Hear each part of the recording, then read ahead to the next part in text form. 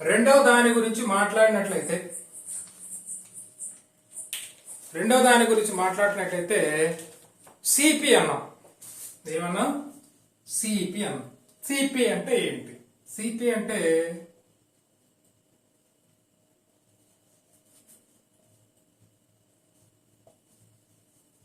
Collection of particles అండి.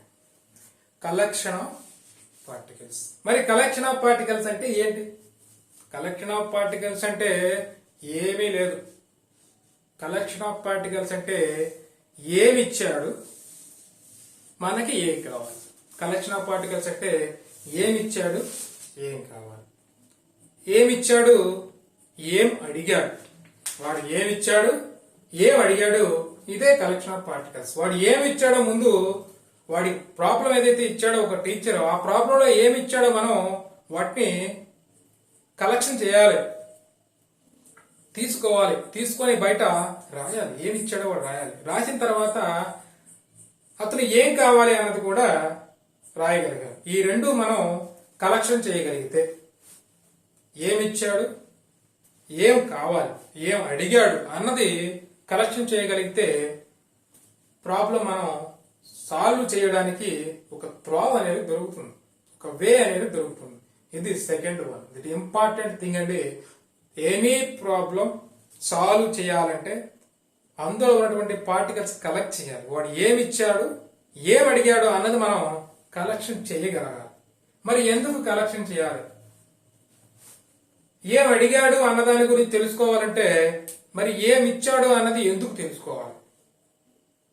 ఏం అడిగాడు అన్నదాని గురించి తెలుసుకోవాలి అంటే ఆన్సర్ రాబట్టాలి. ఆన్సర్ రాబట్టాలి అంటే వాడు ఏమి ఇచ్చాడో ముందుగా రాసుకోమని చెప్పారు. మరి ఏమి ఇచ్చాడో ఎందుకు రాసుకోవాలి? ఇప్పుడు మనం ఒక షాప్కి వెళ్తాం, లేకపోతే ఇంకా వేరే ఒక వ్యక్తి దగ్గరికి వెళ్తాం, ఎక్కడికన్నా వెళ్ళి వాడి దగ్గర నుంచి మనం ఏదో ఒకటి ఆశించాం. రైట్, షాప్కి వెళ్ళాం, సామాన్లు రాసుకున్నాం, ఈ సామాన్లు కావాలని అడిగాం. సామాన్లు కావాలని అడిగితే వాడు తెచ్చిచ్చాడు. తెచ్చిచ్చి బుధాన్ని వేసుకుని ఇంటికి వస్తే ఊరుకుంటాడా? ఊరుకోడు. ఎందుకు? వాడు మనకి ఇచ్చాడంటే వాడికి ఏదో ఒకటి ఇవ్వాలి, వాడి డబ్బులు ఇవ్వాలి, వాడి మనీ ఇవ్వాలి. వాడికి మనీ ఇస్తే వాడు మనకు కావాల్సిన సామాన్లు మనకి ఇస్తాడు. ఎందుకంటే వాడు బిజినెస్ చేస్తున్నాడు, ఊరికే ఇవ్వడు కదా. రైట్, కాబట్టి మనం వాడికి ఒకటి ఇస్తే వాడి మనకి ఇస్తాడు. కాబట్టి ఈ ప్రాబ్లం కూడా అంతే. ప్రాబ్లంలో ఆన్సర్ రావాలి అంటే ఖచ్చితంగా ఆన్సర్ రాబట్టడం కోసం వాడు ఏదో ఒకటి అందులో ఇచ్చుంటాడు. ఆ ఇచ్చిన మనం ఏరుకోవాలి, కలెక్షన్ చేయాలి. చేసి దాన్ని యూజ్ చేసినట్లయితే ప్రాబ్లం అనేది సొల్యూషన్ దొరుకుతుంది. అంతేకాదు, ఏదైనా అంటే ఒక వ్యక్తి దగ్గర నుంచి ఏదైనా మనం ఒకటి ఆశించామంటే ఖచ్చితంగా అతను మన దగ్గర నుంచి ఖచ్చితంగా ఏదో ఒకటి ఆశిస్తాడు. మరి ఈ దాన ధర్మాలు ఇవన్నీ చేస్తారు కదా, మరి వాళ్ళు ఏమి ఆశిస్తున్నారు? వాళ్ళు కూడా ఆశిస్తున్నారు. దాన ధర్మం చేశాడంటే ఒకడు ఆనందాన్ని ఆశిస్తాడు, ఇంకొకడు దాన్ని ఏమంటారు,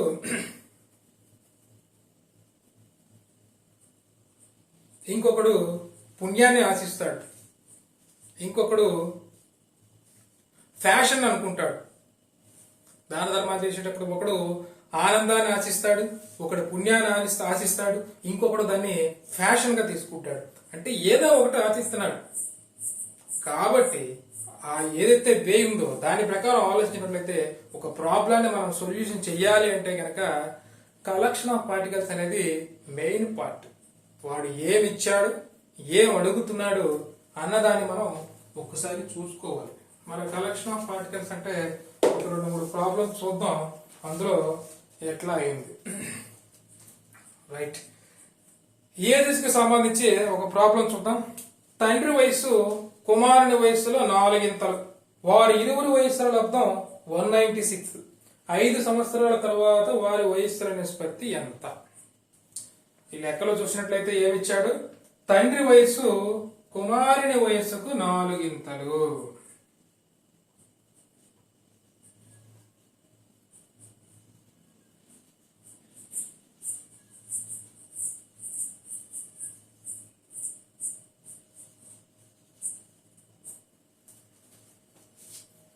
రైట్, నెక్స్ట్ వారి ఇరువురు వయస్సుల లబ్ధం 196.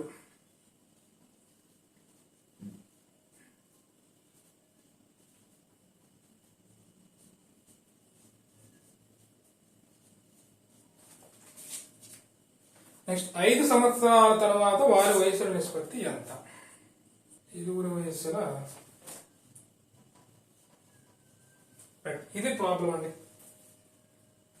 ఇక్కడ ఏమన్నాడు, తండ్రి వయస్సు కుమారుని వయస్సుకు 4 ఎంత ఉంది, వారి ఇరువురు వయస్సుల లబ్ధం 196 ఉంది, 5 సంవత్సరాల తర్వాత వారి వయస్సుల నిష్పత్తి ఎంత అన్నాడు. మరి ఇక్కడ కలెక్షన్ ఆఫ్ పార్టికల్ సంబంధించి అంశాలు మనం చెప్పుకుంటాను కాబట్టి దాని నుంచి కలెక్ట్ చేసినట్టయితే మనం కలెక్షన్ చేసిన అంశాలు 3. ఏమి ఇచ్చాడు, ఏమి అడిగాడు. ఏమి ఇచ్చాడు, ఈ 2 ఇచ్చాడు. ఏమి అడిగాడు, దీన్ని అడిగాడు. ఇచ్చినవి ఏంటి, తండ్రి వయస్సు కుమారుని వయస్సుకి 4 రెట్లు ఉంది. అంటే కుమారుని వయసు 1 అయితే తండ్రి వయసు 4 అంట. కుమారుని వయసు 2 సంవత్సరాలు అయితే తండ్రి వయసు 8 సంవత్సరాలు. కుమారుని వయసు 3 సంవత్సరాలు అయితే తండ్రి యొక్క వయస్సు 12 సంవత్సరాలు. ఇట్లా చెప్పుకొస్తున్నాడు.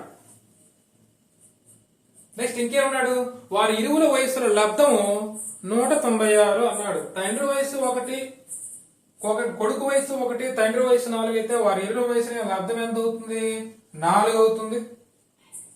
కుమారుడి వయసు 2 సంవత్సరాలు, తండ్రి వయసు 8 సంవత్సరాలు అయితే వారి ఇరువుల లబ్ధం 16 అవుతుంది. కుమారుడి వయసు 3 సంవత్సరాలు, తండ్రి వయసు 12 సంవత్సరాలు అయితే వారి ఇరువురు వయసుల లబ్ధం 36 అవుతుంది.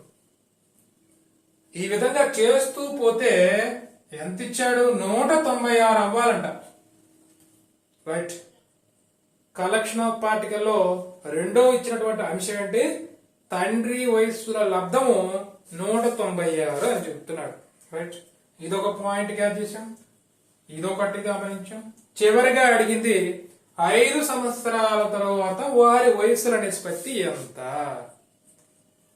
ఇప్పుడు ఏమడిగాడు 5 సంవత్సరాల తరువాత వారి వయస్సుల నిష్పత్తి ఎంత అంటే 5 సంవత్సరాల తర్వాత వారి వయసుల నిష్పత్తి ఎంత.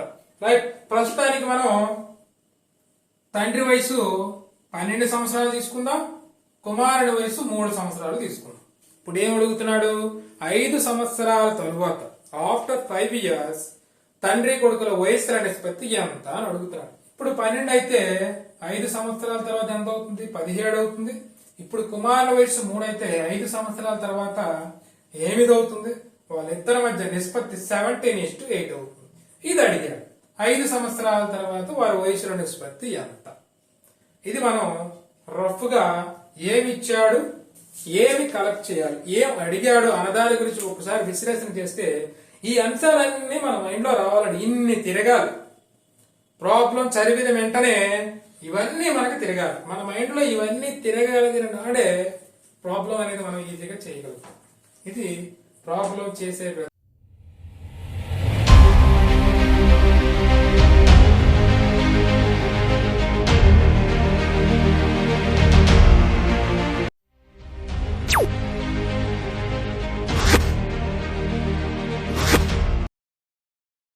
థర్డ్. ఫస్ట్ మ్యాథమెటికల్ ఆపరేషన్స్ అన్నాం, దాని గురించి మాట్లాడుకున్నాం. 2 కలెక్షన్ ఆఫ్ పార్టికల్స్ అన్నాం, దాని గురించి మాట్లాడుకున్నాం.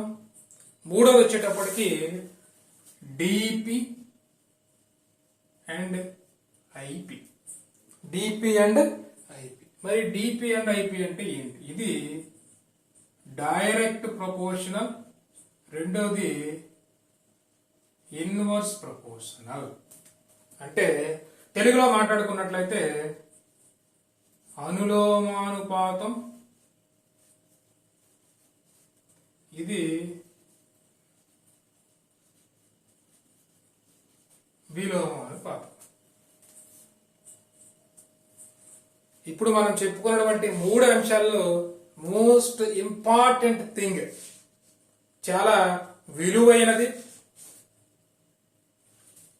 విలువైనది ఒక మ్యాథమెటికల్ ప్రాబ్లం సాల్వ్ చేయాలంటే వెరీ వెరీ ఇంపార్టెంట్ అంశం, చాలా విలువైన అంశం ఈ 3వ అంశమైనటువంటి direct proportional and inverse proportional.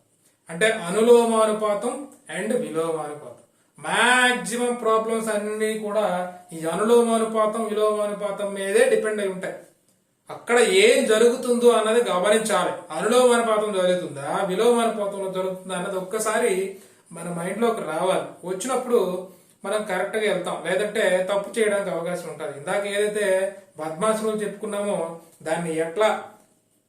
దాని సీక్వెన్స్ లో దాన్ని యూజ్ చేయాలో ఇక్కడ కూడా ఈ రెండు ఏముందో గమనించాలి. అనులోమానుపాతంలో ఉందా విలోమానుపాతంలో ఉందా అన్న విషయం గమనించాలి. అనులోమానుపాతంలో ఉందా విలోమానుపాతంలో ఉందా గమనించినట్లయితే మనం ఆ ప్రాబ్లం మనం ఈజీగా చేయగలం. మరి అనులోమానుపాతం విలోమానుపాతం అంటే ఏంటి?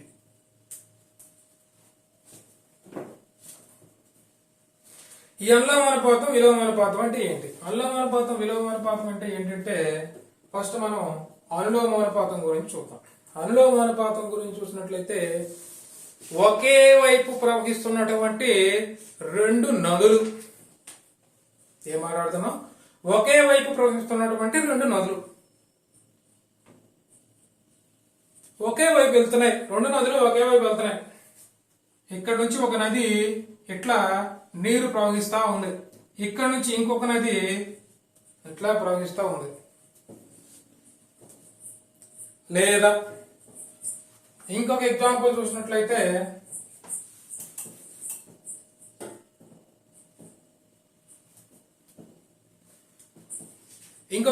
చేసినట్లయితే ఒకే రైల్వే స్టేషన్ నుంచి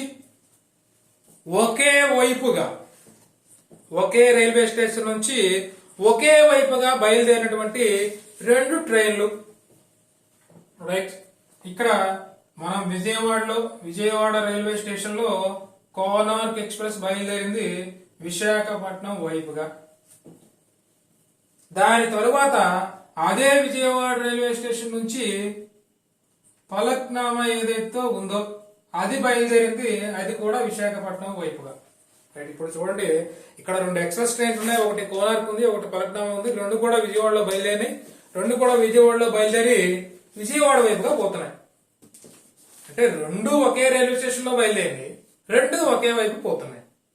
ఒకటి ముందు బయలుదేరిందా ఒకటి వెనక బయలుదేరిందా తర్వాత చూద్దాం, అది అంత అవసరం లేదు. ఏది ముందు బయలుదేరినా ఏది వెనక బయలుదేరినా ఒకే రైల్వే స్టేషన్ లో ప్రారంభమయ్యాయి అండ్ ఒకే వైపుకి వెళ్తుంది.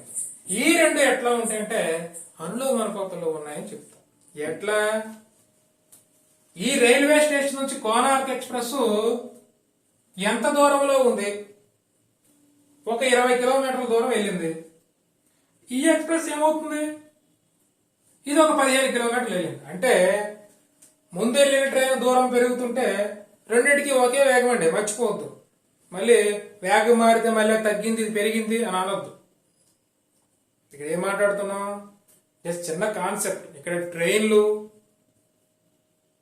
బోర్డ్స్ అండ్ స్ట్రీమ్స్ లెక్కల గురించి మనం మాట్లాడట్లేదు. మనం మాట్లాడుకునేది అనులోమానుపాతం గురించి డిస్కస్ చేస్తాం. కాబట్టి ఆ కాన్సెప్ట్ నే మైండ్ లో పెట్టండి. మళ్ళీ అదేమో 120 km/h వేగంతో వెళ్ళింది, ఇదేమో 50 km/h వేగంతో వెళ్తే అది ఎక్కువ దూరం వెళ్తుంది తక్కువ దూరం వెళ్తుంది కదా మీరు అనొచ్చు. అట్లా కాదు, అది వెళ్తాయి అంతే, మనకు వేగంతో సంబంధం అలా వెళ్తుంది. అదొక 20 కిలోమీటర్లు వెళ్ళింది అనుకో, ఇది ఒక 15 కిలోమీటర్లు వెళ్తుంది. ఇది ఇంకాస్త టైం అయిన తర్వాత ఇది ఒక 40 కిలోమీటర్ 30 కిలోమీటర్లు వెళ్ళింది అనుకో, ఇది ఒక 25 కిలోమీటర్స్ వెళ్తుంది. అదొక 200 కిలోమీటర్లు వెళ్ళింది అనుకోండి, ఇది ఒక 150 కిలోమీటర్ల దూరం వెళ్తుంది. అంటే ఏం జరుగుతుంది? ఈ రెండు ట్రైన్లు ఒకే సిమిలారిటీని పాటిస్తున్నాయి. ఒకే రైల్వే స్టేషన్ లో బయలుదేరి ఒకే వైపుగా వెళ్ళి ఒకే దూరంలో మార్పులు అనేవి జరుగుతున్నాయి, ఒకే విధంగా జరుగుతున్నాయి. అంటే దానిలో దూరం పెరిగితే పెరుగుతుంది. విశాఖపట్నానికి దీనికి దూరం తగ్గుతుంది, దగ్గర అవుతుంది అనుకో, ఇది కూడా దగ్గర అవుతుంది, ఎందుకు అటువైపుకి వెళ్తుంది. ఇది విజయవాడ నుంచి దూరంగా పోతుంది అంటే దూరం పెరుగుతుంది అనుకో, ఇది కూడా విజయవాడ దూరంగా పోతుంది, దూరం పెరుగుతుంది. ఇది కావాలంటే ఒకటి పెరిగితే ఇంకొకటి పెరగాలి, ఒకటి తగ్గితే ఇంకొకటి తగ్గాలి. అంటే ఇజ్ ఈక్వల్ కి యువతల అండ్ ఇజ్ ఈక్వల్ కి అవతల వాల్యూస్ ఏవైతే ఉన్నాయో ఈ రెండు కూడా ఒకే రకమైనటువంటి మార్పులు జరగాలి. ఎప్పుడైతే ఒకే రకమైన మార్పులు అనేవి జరుగుతాయో అది అనులోమానుపాతంలో ఉందని మనం అంటాం. ఇజ్ ఈక్వల్ కి యువతల అండ్ ఇజ్ ఈక్వల్ కి అవతల రెండు వైపులు కూడా ఒకే రకమైనటువంటి మార్పులు అనేవి జరగాలి. ఇది పెరిగితే అది పెరగాలి, ఇది తగ్గితే అది తగ్గాలి. అంటే ఒక 10 మంది పనివాళ్ళు ఉన్నారు, ఒక 10 మంది పనివాళ్ళు ఉన్నారు, ఒక గోడను నిర్మించాలి. 10 మంది పనివాళ్ళు ఉన్నారు, ఒక గోడను నిర్మించాలి. 10 మంది పనివాళ్ళు ఒక గోడను నిర్మించడానికి వీళ్ళకి 20 రోజులు పడుతుంది. ఎన్ని రోజులు పడుతుంది? 20 రోజులు పడుతుంది. గోడ ఒక 10 మీటర్స్ పొడవు కలిగినటువంటి గోడ. 10 మంది మనుషులు ఉన్నారు, ఒక 10 మీటర్లు పొడవు కలిగినటువంటి ఒక గోడను నిర్మించాలి. వారికి ఎన్ని రోజులు పడుతుందని మాట్లాడుకున్నాం అంటే 20 రోజులు పడుతుంది అనుకున్నాం. రైట్. మళ్ళీ ఈ పని అయిపోయింది, ఇంకొకరు మళ్ళీ పిలిచారు, మళ్ళీ ఇదే 10 మందిని పిలిచాం. కాకపోతే ఈసారి 20 మీటర్ల గోడను నిర్మించాలి. ఈసారి 20 మీటర్ల గోడను నిర్మించాలి. 20 మీటర్ల గోడ నిర్మించాలంటే ఎన్ని రోజులు పడుతుంది? 40 రోజులు పడుతుంది. ఎన్ని రోజులు పడుతుంది? 40 రోజులు పడుతుంది. అయితే ఇక్కడ గమనించాల్సిన విషయం, 10 మీటర్ల గోడకేమో 20 రోజులు పట్టింది, 20 మీటర్ల గోడకేమో 40 రోజులు పట్టింది. ఇక్కడ ఏం జరుగుతుంది? ఇటువైపు గోడ పొడవు పెరిగింది, ఇటువైపు రోజుల సంఖ్య పెరిగింది.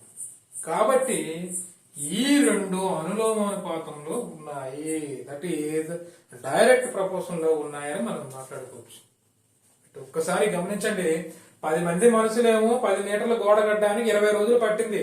అదే 10 మంది మనుషులు మళ్ళీ పిలిచాం, 20 మీటర్ల గోడ నిర్మించమని చెప్పాం, 40 రోజులు పట్టింది. అంటే ఇక్కడ ఫస్ట్ తీసుకున్నప్పుడేమో 10 మీటర్ల గోడ 20 రోజులు, రెండవసారి తీసుకున్నప్పుడేమో 20 మీటర్ల గోడ 40 రోజులు పట్టింది. అంటే గోడ పొడవు పెరిగింది, సేమ్ టైం రోజులు పని దినాల యొక్క సంఖ్య కూడా పెరిగింది. అంటే ఇటువైపు పెరిగింది, అటువైపు కూడా పెరిగింది. కాబట్టి ఇది డైరెక్ట్ ప్రపోర్షనల్, అనులోమానుపాతంలో ఉంది. రైట్. నెక్స్ట్ విలోమానుపాతం అంటే ఏంటి? విలోమానుపాతం అంటే ఒక్కసారి చూసినట్లయితే అదే రైల్వే స్టేషన్ ఉంది, విజయవాడ రైల్వే స్టేషన్ లో తీసుకున్నాం. విజయవాడ రైల్వే స్టేషన్ లో కోనార్క్ ఎక్స్ప్రెస్ బయలుదేరింది విజయవాడ వైపుగా. కోనార్క్ ఎక్స్ప్రెస్ బయలుదేరింది విశాఖపట్నం వైపుగా. విజయవాడ రైల్వే స్టేషన్ లో కోనార్క్ ఎక్స్ప్రెస్ బయలుదేరింది విశాఖపట్నం వైపుగా. నెక్స్ట్ ఇంకొక ట్రైన్ తీసుకున్నాం, విజయవాడ వైపుగా వస్తుంది. ఇంకొక ట్రైన్ తీసుకున్నాం, విజయవాడ వైపుగా వస్తుంది విశాఖపట్నం నుంచి. ఇక్కడ మళ్ళీ చెప్తున్నాను, ఇక్కడ మనం ట్రైన్స్ ప్రాబ్లం కానీ బోర్డ్స్ అండ్ ట్రైన్స్ ప్రాబ్లమ్స్ కానీ చెయ్యట్లేదు. మనం మాట్లాడుతుంది అనులోమానుపాతం, విలోమానుపాతం అన్న కాన్సెప్ట్ గురించి మాత్రమే. దాన్ని మాత్రమే మైండ్ లో పెట్టుకోండి. ఈ ట్రైన్స్ గురించి మర్చిపోండి. జస్ట్ ఇమాజిన్ చేసినట్లయితే కోనార్క్ ఎక్స్ప్రెస్ విజయవాడలో బయలుదేరేది విశాఖపట్నం వైపుగా వెళ్తుంది. ఇంకొక ట్రైన్ ఫలక్నామా తీసుకున్నాం, లేదా గోదావరి తీసుకున్నాం. గోదావరి ఎక్స్ప్రెస్ ఏం చెప్తుందంటే విశాఖపట్నంలో బయలుదేరింది విజయవాడ వైపుగా వస్తుంది. రైట్. ఇక్కడ చూసినట్లయితే మన కాన్సెప్ట్ విజయవాడ గురించే. ఇదే మనకు మెయిన్, మన సెంటర్ ఇది కాబట్టి మనకి విజయవాడ మెయిన్. మనం ఇప్పుడు విజయవాడలో ఉన్నాం. విజయవాడలో ఉండే కోనార్క్ ఎక్స్ప్రెస్ ఎక్కితే ఏం జరుగుతుంది? విజయవాడ నుంచి దూరం మనకి పెరుగుతుంది. ఎందుకు? అది విశాఖపట్నం వైపు వెళ్తుంది కాబట్టి మనకి ఇక్కడ దూరం పెరుగుతుంది. అదే గోదావరిలో వస్తే ఏం జరుగుతుంది? మనకి రిటర్న్ జర్నీ, అంటే విజయవాడకి దూరం అనేది మనకి తగ్గుతుంది. అంటే ఇటు దూరం పెరుగుతుంటే అటువైపు మనకి దూరం తగ్గుతుంది. అంటే రెండు సిమిలారిటీ లేదు, ఒకవైపు పెరుగుతుంది ఇంకోవైపు తగ్గుతుంది, ఒకవైపు తగ్గితే ఇంకోవైపు పెరుగుతుంది. అది సిమిలారిటీ మ్యాచ్ అవుతాయి. కాబట్టి దీన్ని ఏమంటామంటే ఇన్వర్స్ ప్రపోర్షనల్ లేదా విలోమానుపాతము అని చెప్తాం. రైట్. దీని గురించి ప్రాబ్లమ్స్ లోకి వెళ్ళినట్లయితే విలోమానుపాతం ఎట్లా ఇందాక చెప్పిందానే తీసుకుందాం. రైట్. 10 మంది మనుషులు ఉన్నారు, 10 మీటర్ల గోడ నిర్మించాలి, 20 మంది అవసరం. 10 మంది మనుషులు ఉన్నారు, 10 మీటర్ల గోడ నిర్మించాలి, 20 రోజులు పడుతుంది. 10 మంది మనుషులు ఉన్నారు, 10 మీటర్ల గోడ నిర్మించాలి, 20 రోజులు పడుతుంది, 20 పని దినాలు పడుతుంది. రైట్. ఇప్పుడు ఏం చేశాం, మనం మనుషుల సంఖ్యను పెంచాం. 10 మందిని కాకుండా నాకు తొందరగా పని అయిపోవాలని చెప్పి 20 మందిని తీసుకున్నా. అంటే ఇంకొక 10 మందిని ఎక్సెస్ గా తీసుకున్నా. 20 మందిని తీసుకుని పనిలో పెట్టినట్లయితే ఆ పని ఏమైంది, 10 రోజుల్లో కంప్లీట్ అయిపోయింది. ఇక్కడ ఒక విషయం గమనించాలి. 10 మంది ఏమో 10 మీటర్ల గోడ నిర్మించడానికి 20 రోజులు పట్టింది.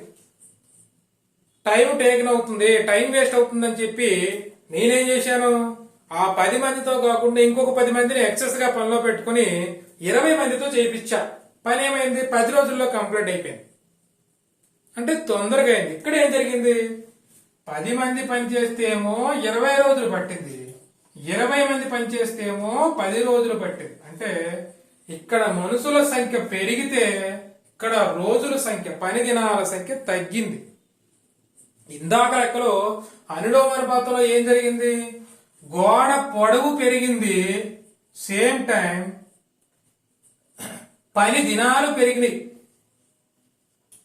10 మీటర్ల గోడ 20 రోజుల్లో నిర్మిస్తే 20 మీటర్ల గోడ 40 రోజుల్లో నిర్మించాం.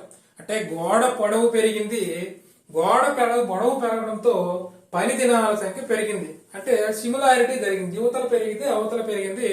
మనం అనులోమానుపాతం అని అన్నాం. మరి ఇక్కడ ఏం జరిగింది, మనుషుల సంఖ్య పెరిగితే పని దినాల సంఖ్య తగ్గిపోయింది. 10 మందిని తీసుకున్నాం, దాని తర్వాత 20 మందిని తీసుకుంటే 20 రోజుల్లో అవ్వాల్సిన పని 10 రోజుల్లో అయిపోయింది. అంటే మనుషుల సంఖ్య పెంచినప్పుడు రోజుల సంఖ్య అనేది మనకి తగ్గింది. కాబట్టి ఇది విలోమానుపాతంలో ఉన్నట్టు. ఇది అనులోమానుపాతానికి విలోమానుపాతానికి స్మాల్ డిఫరెన్స్. ఇప్పుడు మనం నేర్చుకున్నవి 3 సూత్రాలు. ఈ 3 సూత్రాలు పాటించినట్లయితే అర్థమెటిక్ లో 80%, 80% ప్రాబ్లమ్స్ మనం ఈజీగా సాల్వ్ చేయొచ్చు.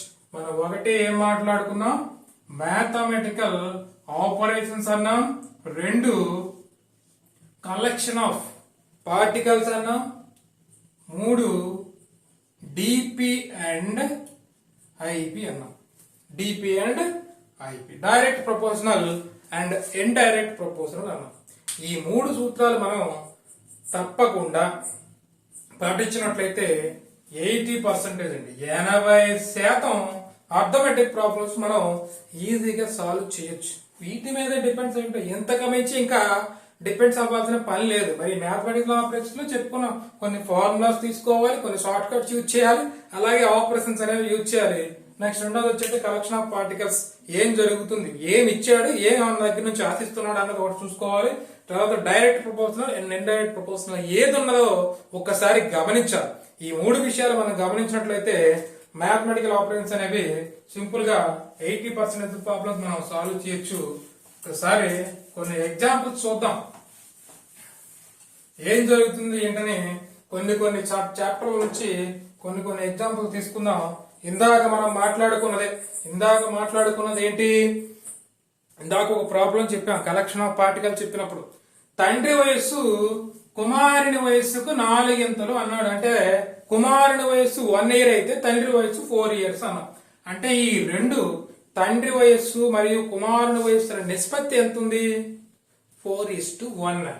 తండ్రి కుమారుని వయస్సుల నిష్పత్తి 4:1 ఉంది. ఎందుకు, ఆడ ఇచ్చాడు మనకు దత్తాంశంలో, ఏమిచ్చాడు, తండ్రి వయస్సు కుమారుని వయస్సుకి 4 అంటే కుమారుడిది 1 సంవత్సరం అయితే తండ్రిది ఏమొచ్చి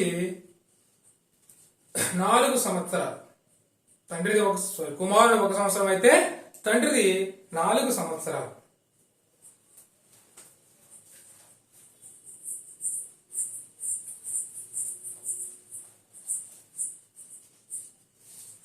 కుమారుని వయస్సు 1 సంవత్సరం అయితే తండ్రి వయస్సు 4 సంవత్సరాలు. ఆ తరువాత ఇంకేమన్నాడు, తండ్రి కుమారుని వయస్సుల లబ్ధము 196 సంవత్సరాలు అన్నాడు. 196 అన్నాడు.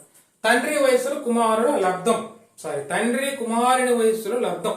రైట్, అంటే 4 into 1 అండి. లెక్క ప్రకారం అయితే వాడికి ఒకటైతే ఇది 4. 4 into 1. 4 into 1 ఎంత అంటున్నాడు? 196 అంటున్నాడు. ఎంత అంటున్నాడు? 196. రైట్, తండ్రి మరియు కుమారుని వయస్సులో లబ్ధం. మరి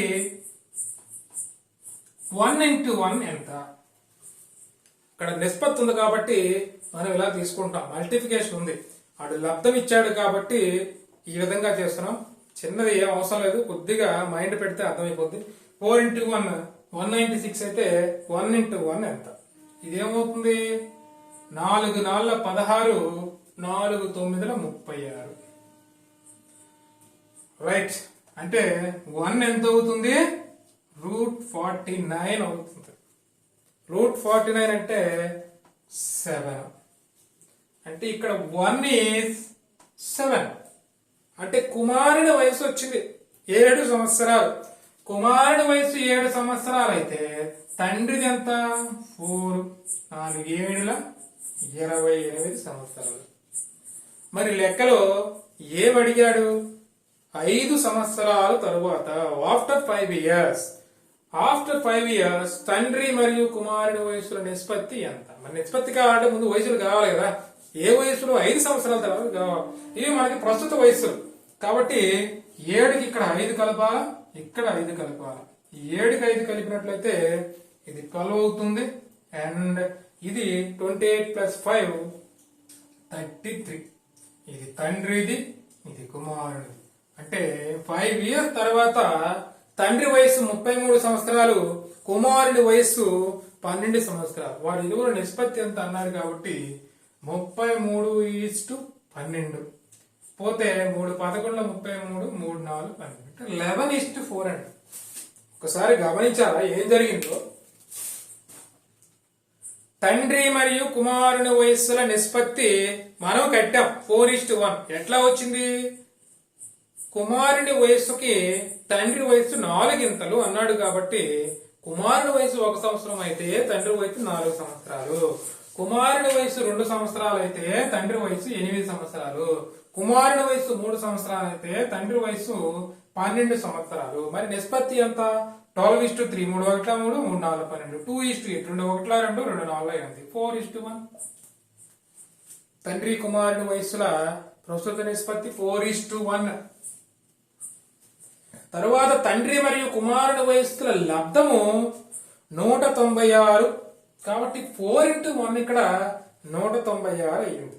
మరి 1 ఎంత అంటే √49 తీసుకున్నామండి. ఇక్కడ 4 1 4 49 పోతే మరి 1 49 కదా అని మీరు అనొచ్చు. అది జనరల్ గా అయితే 49, కానీ ఇక్కడ చెప్తాను, ఇక్కడ మనం చేసేది విధానం చూస్తున్నాం. ఇది 1 into 1, 1 square, 1 square అంటే మళ్ళీ 1 కాబట్టి 1 అనేది 49 కదా అని అనొద్దు. అర్థమైందా? ఇక్కడ 1 అంటే 49 కాదు. ఎందుకంటే రేషియోలో ఇది మల్టిప్లికేషన్ వాల్యూ. రేషియోలో మల్టిప్లికేషన్ వాల్యూ అంటే రేషియో అంటే మీనింగ్ ఏంటి? 4x వీరిదైతే x ఇతనిది. అంటే కుమారుడి వయసు x అయితే తండ్రి వయసు 4x. మరి తండ్రి కుమారుడి వయసులో లబ్ధం ఎంత అంటే 4x into x, that is 4x square is equal to 196. అంటే x స్క్వేర్ ఎంత అవుతుంది? 196/4 49. మరి x ఎంత అవుతుంది? √49, that is equal to 7. అందుకే మనం ఇలాగ తీసుకున్నాము. ఒక్కసారి గమనించాలి, ఈ పాయింట్ మనం క్యాచ్ చేయాలి, ఇది అర్థం చేసుకోవాలి. ఇది కన్ఫ్యూజ్ ఉంది అనుకోవద్దు, కన్ఫ్యూజ్ ఏమీ లేదు. గుర్తు పెట్టుకుంటే ఆటోమేటిక్ గా ఈజీగా చేయొచ్చు. మనం టైం సేవ్ అవ్వడం కోసం, ఇదంతా లెంతీ ప్రాసెస్, టైం సేవ్ అవ్వడం కోసం జస్ట్ చిన్న థింగ్ అంటే నిష్పత్తి వచ్చినప్పుడు, లబ్ధం ఇచ్చినప్పుడు ఈ కాన్సెప్ట్ మర్చిపోవద్దు, రూట్ చేయాలి అన్న మైండ్ లో పెట్టుకుంటే చాలు. రైట్, 4 into 1 96 అయితే 1 into 1 49 అయింది. 1 అనేది √49 అయింది. 1 is equal to 7 వచ్చింది. అంటే 1 7 అయింది. 1 ఎవరిది? కుమారునిది కదా. 4 ఎవరిది? తండ్రిది కదా. సో 1 అనేది 7 అయితే 4 ఎంత అన్నాం. 1 అనేది 7 అయితే 4 అనేది ఎంత? మరి ఇక్కడ మనం ఇందాక చెప్పుకున్నటువంటి మెథడ్స్ లో మూడో పద్ధతిని ఇక్కడ యూజ్ చేస్తాం. మూడో పద్ధతి ఏంటి? అనులోమానుపాతం అండ్ విలోమానుపాతం. మరి ఇక్కడ అనులోమానుపాతంలో ఉందా, విలోమానుపాతంలో ఉందా? అనులోమానుపాతంలో ఉంది. ఎందుకు? కుమారుని వయసు పెరిగితే తండ్రి వయసు తగ్గుద్దా? తండ్రి వయసు కూడా పెరుగుతాయి. తండ్రి వయసు పెరిగితే కుమారుని వయసు తగ్గుద్దా? కుమారుని వయసు కూడా పెరుగుతాయి. కాలం ముందుకెళ్తున్న కొలది ఇద్దరు వయసులు కూడా పెరుగుతూ ఉంటాయి. ఒకడు ముసలోడైతే ఇంకొకటి ముసలోడు అవ్వకుండా ఉంటాడా? ఎప్పటికొక్కప్పటికి ఖచ్చితంగా ముసలోడు అనేది అవుతాడు. కాబట్టి ఇదంతా సిమిలర్ ఉంది. అంటే కుమారుడు వయసు పెరుగుతూ ఉంటే తండ్రి వయసు పెరుగుతూ ఉంటుంది. తండ్రి వయసు పెరుగుతూ ఉంటే ఆటోమేటిక్ కుమారుడు వయసు పెరుగుతూ ఉంటాం. ఒకరిని పెరిగితే ఒకరి వయసు తగ్గదు కదా. కాబట్టి ఇది అనులోమానుపాతంలో ఉంది. అనులోమానుపాతంలో ఉంది కాబట్టి 1:7 అయితే 4 అనేది ఎంత? ఇక్కడ క్రాస్ మల్టిప్లికేషన్ చేసేయటమే. 1:7 అయితే 4 ఎంత? క్రాస్ మల్టిప్లికేషన్ 7 4 28 అంటే 4 ఏమో 28 వచ్చింది. 1 ఏమో 7 అయింది, 4 ఏమో 28. 1 7 అంటే ఎవరు? కుమారుడు. అంటే కుమారుడు వయసు 7 సంవత్సరాలు. 4 అనేది 28 వచ్చింది. అంటే 4 ఎవరు? తండ్రి. అంటే తండ్రి వయసు 28 సంవత్సరాలు. అంటే తండ్రి వయసు 28 సంవత్సరాలు వచ్చింది, కుమారుడి వయసు 7 సంవత్సరాలు వచ్చింది. మనకేం అడిగాడు? 7 సంవత్సరాల తర్వాత ఆఫ్టర్ 5 సంవత్సరాల తర్వాత ఆఫ్టర్ 5 years వారి వయసుల నిష్పత్తి ఎంత అన్నాడు. అంటే 25 ప్లస్ 5 అలాగే 7 ప్లస్ 5 ఇదేమో 33, అదేమో 12. ఆ రెండింటి నిష్పత్తి కడితే 11:4 వచ్చింది. రైట్. ఇక్కడ మనం ఇందాక చెప్పినటువన్నీ ఉపయోగించాం. నిష్పత్తి అన్నాం, అది కూడా ఒక మ్యాథమెటికల్ ఆపరేషన్. ఇక్కడ ఇంటూ అన్నాం, ఇక్కడ రూట్ అన్నాం, రూట్ కూడా ఒక మ్యాథమెటికల్ ఆపరేషన్. ఇక్కడ వచ్చేటప్పటికి అనులోమానుపాతం విలోమానుపాతం ఉపయోగించాం, అది కూడా ఒక మ్యాథమెటికల్. అది మన రూల్స్ లో ఉన్నటువంటి 3వ రూల్. ఈ 3 రూల్స్ ని మనం పాటించాం. ఎక్కడైనా వేరేది ఏమన్నా చేసామా? ఏం చేయాల? ఉన్న 3 రూల్స్ నుంచే తీసుకొని మనం చేసాం. ఆ 3 రూల్ నుండి చూస్తే మనకేదో ప్రాబ్లం సాల్వ్ అయింది. అంటే ఏం చేయాలి? మ్యాథమెటికల్ ఆపరేషన్స్ ఎన్నైతే ఉన్నాయో బేసిక్ ఆపరేషన్స్ కంప్లీట్ గా నేర్చుకోవాలి, చేయడం రావాలి. ఎక్కడ ఏది యూజ్ చేయాలో అన్నది నేర్చుకోవాలి. అది ఎట్లా వస్తుందంటే ప్రాక్టీస్ లో వస్తుంది. 2 కలెక్షన్ ఆఫ్ పార్టికల్స్, ఏమి ఇచ్చాడు ఏమి అడిగాడు అన్నది కలెక్షన్ చేయగలగాలి. అది ఎప్పుడు వస్తుంది? అది కూడా ప్రాక్టీస్. నెక్స్ట్ 3వది డైరెక్ట్ ప్రపోజల్, ఇన్వర్ట్ ప్రపోజల్. అనులోమానుపాతం విలోమానుపాతం ఉందా లేదా గమనించాలి. మరి ఇది ఎట్లా ఫైండ్ అవుట్ చేయాలి? అది కూడా ప్రాక్టీస్. అంటే ప్రాక్టీస్ ప్రాక్టీస్ ప్రాక్టీస్ 3 ప్రాక్టీసులు చేస్తే ప్రాబ్లం అనేది సొల్యూషన్ అవుతుంది, ఆన్సర్ అనేది దొరుకుతుంది. నెక్స్ట్ ప్రాబ్లం చూసినట్లయితే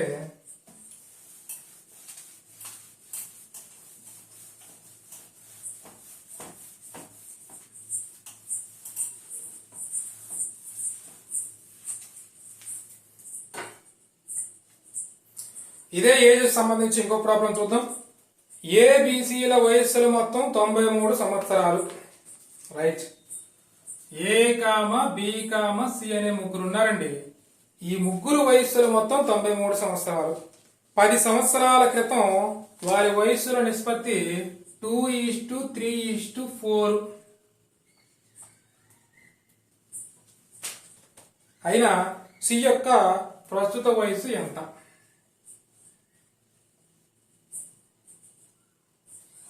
ఇదే లేదు ప్రాబ్లం ఏమిచ్చాడు? ఏబిసి అనే ముగ్గురు వ్యక్తులు ఉన్నారు. వారి ముగ్గురు వ్యక్తుల యొక్క వయస్సుల మొత్తం ఏమొచ్చి 93 సంవత్సరాలు అంట.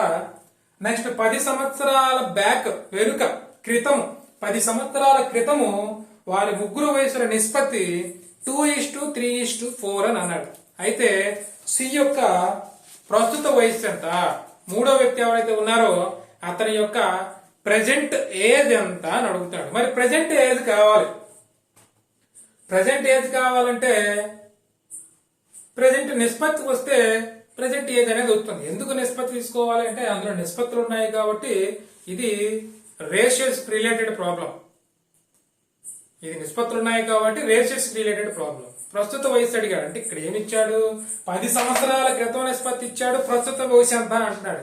10 సంవత్సరాల క్రితం నిష్పత్తి ఇచ్చాడు కాబట్టి ప్రస్తుత నిష్పత్తి ఎంతో ఫైండ్ అవుట్ చేస్తే ప్రస్తుత వయసు ఎంత మనకి ఈజీగా రావడానికి అవకాశం ఉంటుంది. కానీ మన ప్రాబ్లంలో ఏమి ఇచ్చాడు?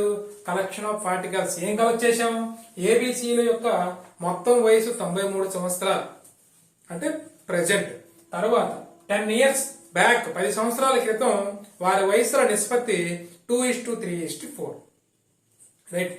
దీన్ని మనం ముందుకు తీసుకెళ్లడం బెటరా, దీన్ని మనం బ్యాక్ తీసుకెళ్లడం బెటరా? దీన్ని వెనుకకు తీసుకెళ్లడం మనకి ఈజీ. నిష్పత్తి ఇప్పుడు నిష్పత్తి ఇచ్చి 10 సంవత్సరాల తర్వాత నిష్పత్తి కట్టమండి, ఎలా కడతాం? కట్టలేం. కొద్దిగా వేరే వేరే విషయాలు కావాలి, వేరే వేరే చిన్న చిన్న ప్రాబ్లం చేయాలి. కష్టం, అది చాలా కష్టంతో కూడుకున్న పని. మనకి ఈజీ అయింది ఏంటి? ప్రస్తుత వయసు 93 సంవత్సరాలు, 10 సంవత్సరాల క్రితం వయసు ఎంత? ముగ్గురిది అంటే చెప్పేయచ్చు. రైట్. దాని గురించి చూసినట్లయితే ఏబిసిల ముగ్గురు వయసులు మొత్తం 93 సంవత్సరాలు. 10 సంవత్సరాల క్రితం 10 years బ్యాక్ అదే ఏబిసిల వయసులో మొత్తం ఎంత అవుతుంది? 63 సంవత్సరాలు అవుతుంది. ఎందుకు? 10 సంవత్సరాల క్రితం ఈడిలో 10 సంవత్సరాలు తీసేయాలి, దీనిలో 10 తీసేయాలి, దీనిలో 10 తీయాలి. ముగ్గురులో 3 10 పోతే 30, అంటే 93లో 30 పోతే 63 years. 63 ఏంటిది? 10 సంవత్సరాల క్రితము ఏబిసిల ముగ్గురు వయసుల యొక్క నిష్పత్తి, ముగ్గురు వయసుల మొత్తం. మరి ఏబిసిల యొక్క 10 సంవత్సరాల క్రితం వయసుల నిష్పత్తి ఎంత ఉంది? 2:3:4. రైటా? ఈ రెండు 10 సంవత్సరాల క్రితమే. రైట్. ఇప్పుడు ఏమన్నాడు? 10 సంవత్సరాల క్రితం ఏబిసిల ముగ్గురు వయసులో మొత్తం 63 సంవత్సరాలు. నిష్పత్తి ప్రకారం ముగ్గురు ఎంత ఉంది? ముగ్గురు కలిపితే ఎంత వస్తుంది? 9. ఈ 9 ఏమో 63 సంవత్సరాలు. మరి మనకెవరు అడిగాడు? సి తాలూకు ప్రస్తుత వయసు అడిగాడు. కాబట్టి సి వయసు గతంలో ఎంత ఉందో కనుక్కుందాం. 10 సంవత్సరాల కిందట ఎంత ఉంది? 4 ఉంది. అది ఎంత అని అడుగుతాడు. రైట్. ఒక్కసారి గమనించండి. 10 సంవత్సరాల క్రితం ఏబిసిల ముగ్గురు వయసుల నిష్పత్తి 2:3:4 అని ఇచ్చాం. అలాగే 10 సంవత్సరాల క్రితం ఏబిసిల ముగ్గురు వయసుల మొత్తం 63 సంవత్సరాలు అని కనుగొన్నాం. మరి నిష్పత్తి ప్రకారం ఏమో ఏబిసిల మొత్తం 9, ఏజ్ ప్రకారం ఏమో ఏబిసిల మొత్తం 63. అంటే 9 అనేది 63 అయ్యింది అని అర్థం. 9 63 అయితే 4 ఎంత? ఇది అనులోమానుపాతం, విలోమానుపాతమా? అనులోమానుపాతమే. ఎందుకు అనులోమానుపాతం? ఎందుకు అనులోమానుపాతం? ఎందుకు అనులోమానుపాతం అండి అంటే ముగ్గురుది కలిపి 63 సంవత్సరాలు అయితే ఒక్కడిది ఎంత అవుతుంది? ఒక 20, 30, 20, 10, 20 అంతా వస్తుంది. ముగ్గురిది కలిపి 100 సంవత్సరాలు అయింది అనుకో, మరి ఒక్కడిది ఏమైనట్టు? ఈడిది ఒక 40 అంతా అవ్వాలి. అంతేగాని 10 సంవత్సరాలు అవుతా అవ్వదు కదా. ముగ్గురిది కలిపి పెరిగినప్పుడు ఒక్కడిది పెరగకుండా ఎలా ఉంటది? ఇండివిజువల్ గా ఒక్కొక్కరు వయసులో పెరిగితే కదా మొత్తం వయసు పెరుగుతుంది. అంతేనా కదా? ఈ ముగ్గురు ఇండివిజువల్ వయసులు పెరిగితే మొత్తం వయసు అనేది పెరుగుతుంది.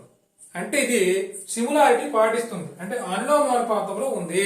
అనులోమానుపాతంలో ఉంది కాబట్టి మూడో థింగ్ డిపి లేదా ఐపి కాబట్టి అనులోమానుపాతంలో ఉంది కాబట్టి అనులోమానుపాతంలో ఉంటే ఏం చేయాలి? మనం క్రాస్ మల్టిప్లికేషన్ చేసేయాలి. చేస్తే 9 1 9, 9 7 43, 7 × 4 28, 7 × 4 28. ఇక్కడ రైట్ 9 63 అయితే 4 ఎంత? 9 ఏళ్ల 63, 7 పోయింది, 7 × 4 28, 28 సంవత్సరాలు. 28 సంవత్సరాలు ఏంటిది? 4 ఏంటి? 10 years బ్యాక్ సి యొక్క వాల్యూ నిష్పత్తి 4 కాబట్టి 10 years బ్యాక్ సి ఎన్ని సంవత్సరాలు? 28 సంవత్సరాలు. లెక్కలో ఏమడిగాడు? సి యొక్క ప్రస్తుత వయసు ఎంత? సి యొక్క ప్రస్తుత వయసు అంటే ఇది 10 సంవత్సరాల క్రితం కాబట్టి ప్రస్తుతం ఎంత? 10 సంవత్సరాలు కలపాలి.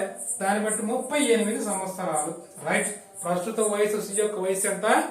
38 సంవత్సరాలు. రైట్. ఇంత సింపుల్.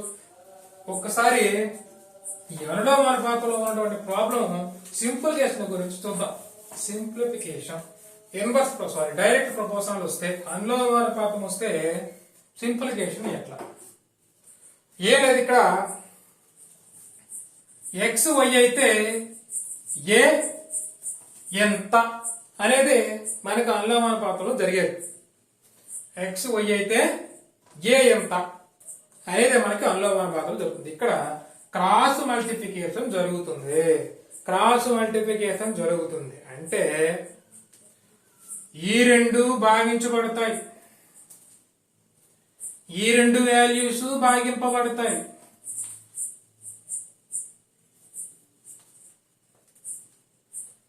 తరువాత ఈ రెండు వాల్యూస్ భాగింపబడతాయి, ఈ రెండు వాల్యూస్ భాగింపబడతాయి. క్రాస్ మల్టిప్లికేషన్ చూసుకోండి. అట్లా మనం అటు ఇటు చేసకుండా అలాగ దాన్ని ఉంచే దాన్ని మనం సింప్లిఫికేషన్ చేయొచ్చు. ఈ ఎక్స్ వై భాగించబడతాయి, ఎక్స్ ఏ కూడా భాగించబడతాయి, వై బి కూడా భాగించబడతాయి, ఏ బి కూడా భాగించబడతాయి. అంటే ఈ సర్కిల్ ఏదైతే ఉందో, ఈ దీర్ఘ చతురస్ర ఆకారం ఏదైతే ఉందో, ఈ ఆకారంలో ఈ లైన్ వెంబడి ఒకదానికొకటి భాగింపబడతాయి. X Y divided by X A divided by A B divided by B ఉన్న వై డివైడెడ్. ఇంకా నెక్స్ట్ ఏంటి, ఏ ఉన్న వై మల్టిప్లికేషన్, అలాగే ఎక్స్ ను బి మల్టిప్లికేషన్. రైట్, రేషియోస్ కు సంబంధించి ఒక ప్రాబ్లం చూద్దాం.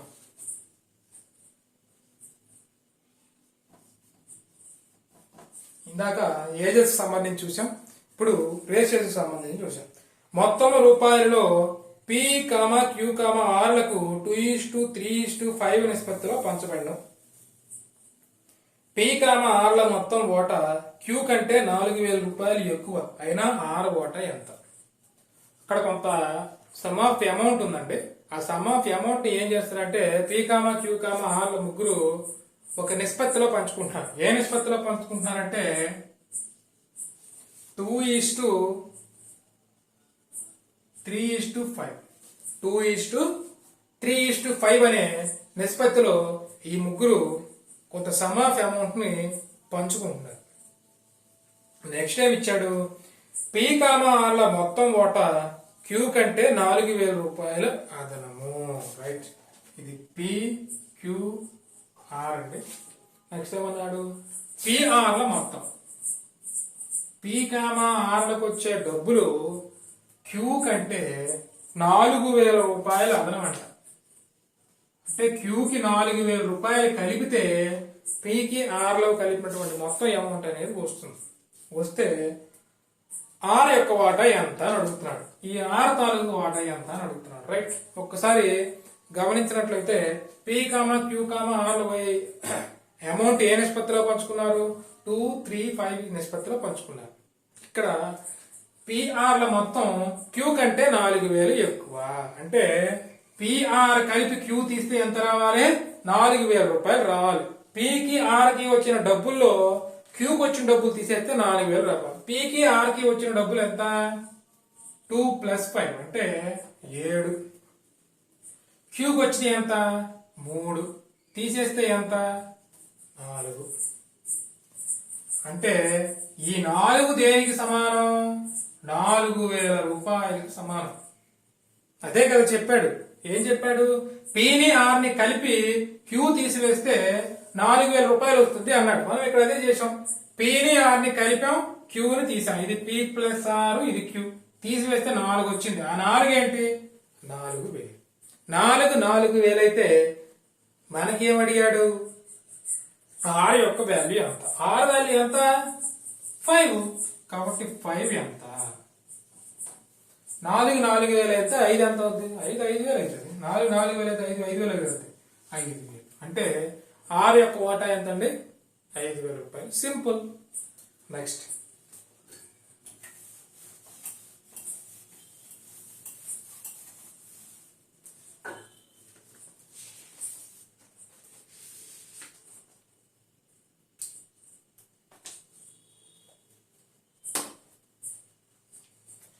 గత సంవత్సరం రవి కృష్ణల నెల జీతముల నిష్పత్తి 3:5.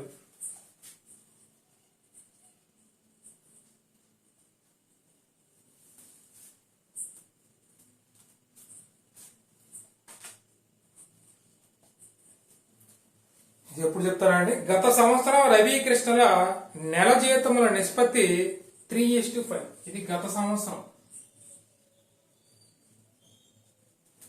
గత సంవత్సరం రవి కృష్ణల నెల జీతముల నిష్పత్తి 3:5.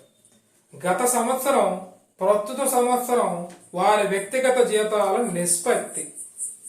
అంటే గత సంవత్సరానికి ప్రస్తుత సంవత్సరానికి వారి ఇండివిజువల్ గా వారికి వస్తున్నటువంటి జీతాల నిష్పత్తిని క్యాలిక్యులేట్ చేశాడండి.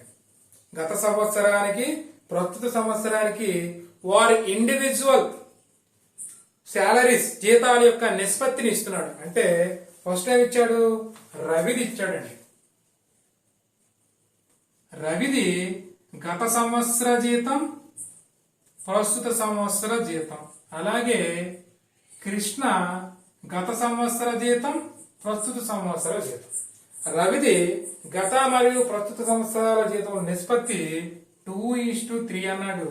కృష్ణది గత మరియు ప్రస్తుత జీతాల నిష్పత్తి 4:5 అన్నాడు. ఇచ్చి కృష్ణ తాలూకా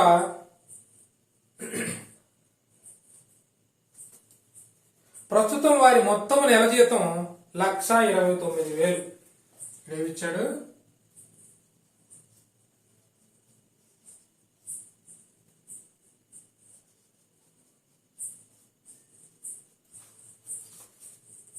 $1,29,000 అయినా కృష్ణ యొక్క జీతం ఎంత? ఇదండి క్వశ్చన్. రైట్. దత్తాంశం ఇచ్చాడు. గత సంవత్సరం ఏమో రవి మరియు కృష్ణల జీతాల నిష్పత్తి ఏమో 3:5. గత సంవత్సరానికి ప్రస్తుత సంవత్సరానికి పోల్చినట్లయితే ఇండివిజువల్ గా వారి యొక్క జీతాల నిష్పత్తి రవి జీతం ఏమో 2:3. గతమేమో 2 ఉంటే ఇప్పుడేమో 3 ఉంది. కృష్ణదేమొచ్చి గత సంవత్సరం 4 ఉంటే ఇప్పుడేమో 5 ఉంది జీతం. ప్రస్తుతం రవి మరియు కృష్ణుల జీతాల నిష్పత్తి 1,29,000 అయితే కృష్ణ యొక్క జీతం ఎంత అని అడుగుతున్నాడు. రైట్. ఇదంతా క్లమ్జీగా ఉంది కానీ సింపుల్, వెరీ ఈజీ. రైట్. ఇక్కడ ఒక్కసారి గమనించినట్లయితే రవిది ప్రస్తుత గతం జీతం ఎంత? 2. గతం రవిది జీతం ఎంత? 3. అంటే ఇది గత జీతము ప్రస్తుత జీతాలు కంపారిజన్ చేస్తే 2 ఉంది గత జీతం. వారిది రవి మరియు కృష్ణల జీతాలను కంపేర్ చేస్తే గత జీతం ఏమో 3 ఉంది. అంటే ఇక్కడ 2 ఏమైంది? 2 3 అయ్యింది. 2 ఏమో 3 అయ్యింది. అంతే కదా? 2 3 అయ్యింది. గత జీతం 2 ఉండాలి, 3 అయింది. మరి ప్రస్తుత జీతం 3 ఉండాలి. మరి ఎంత అవుతుంది దీని ప్రకారం? రైట్. అనులోమానుపాతం 3 3 9/2. నెక్స్ట్ ఇక్కడ చూసినట్లయితే కృష్ణది గత జీతము 4 ఉంది. ఎందులో? గత జీతము మరియు ప్రస్తుత జీతాల నిష్పత్తి. ఇక్కడ చూస్తే కృష్ణది 5 ఉంది. ఎంత? గత జీతం. ఇక్కడ ఇది గత జీతమే, ఇది గత జీతమే. అంటే ఈ రెండు ఒకటే. ఈ గత జీతమేమో గత జీతము ప్రస్తుత జీతాలు కంపారిజన్ చేసినప్పుడు, ఈ గత జీతమేమో రవి కృష్ణల జీతాలు కంపారిజన్ చేసినప్పుడు. మొత్తానికి రెండు కూడా కృష్ణ యొక్క గత జీతమే. కృష్ణ యొక్క గత జీతం ఇక్కడ ఎంత ఉంది? 4 ఉంది. ఇక్కడ ఎంత ఉంది? 5 ఉంది. ఈ రెండు గత జీతాలే, ఈక్వల్. అంటే 4 5 అయింది. 4 5 అయినప్పుడు ఈ 5 ఎంత అంటే కృష్ణ యొక్క ప్రస్తుత జీతం ఎంత అవుతుంది? కృష్ణ యొక్క ప్రస్తుత జీతం ఎంత అవుతుంది? Question mark. అంటే ఇక్కడ అనులోమానుపాతంలో ఉంది. క్రాస్ మల్టిప్లికేషన్ చేద్దాం. క్రాస్ మల్టిప్లికేషన్ చేసినట్లయితే 5 5 25/4. ఇదేమో రవి యొక్క ప్రస్తుత వయస్సు, ఇదేమో కృష్ణ యొక్క ప్రస్తుత వయస్సు. మరి రవి కృష్ణల ప్రస్తుత వయస్సుల నిష్పత్తి ఎంత ఇదేమో 9/2. రవి ఇష్టు కృష్ణ 25/4. 2 1ల 2 2 పోతే ఈ 2 వచ్చి దీనికి గుణిస్తుంది. 9 18/25. అంటే ప్రస్తుతము రవి కృష్ణల జీతాల నిష్పత్తి 18:25. మరి లెక్కలో మనకేమిచ్చాడు? ప్రస్తుతం రవి మరియు కృష్ణల వయస్సుల జీతాల మొత్తం 1,29,000. ఇది రవి కృష్ణ ప్రస్తుత జీతమే, ఇది ప్రస్తుత జీతం. అంటే మొత్తం అంట రవి కృష్ణ మొత్తం ఎంత ఇక్కడ? 18 + 25. 18 + 25 ఎంత అవుతుంది? 8 5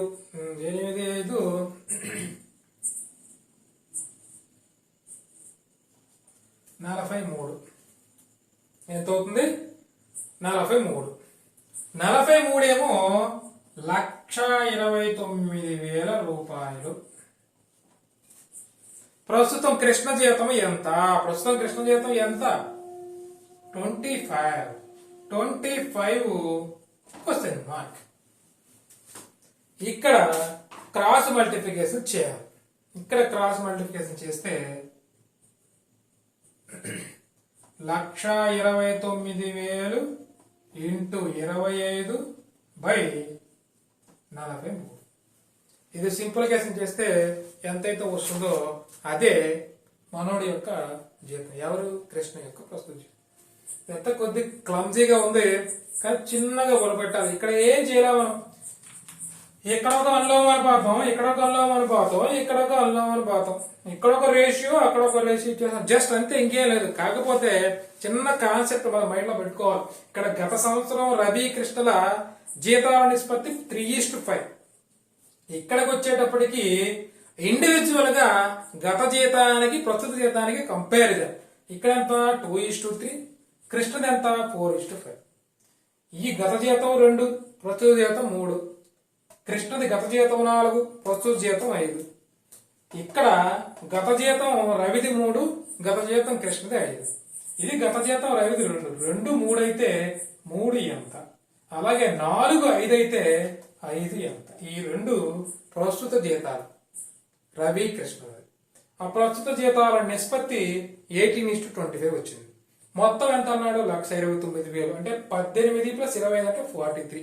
43 1,29,000 అయితే 25 ఎంత? అదే కృష్ణ యొక్క ప్రస్తుత జీతం.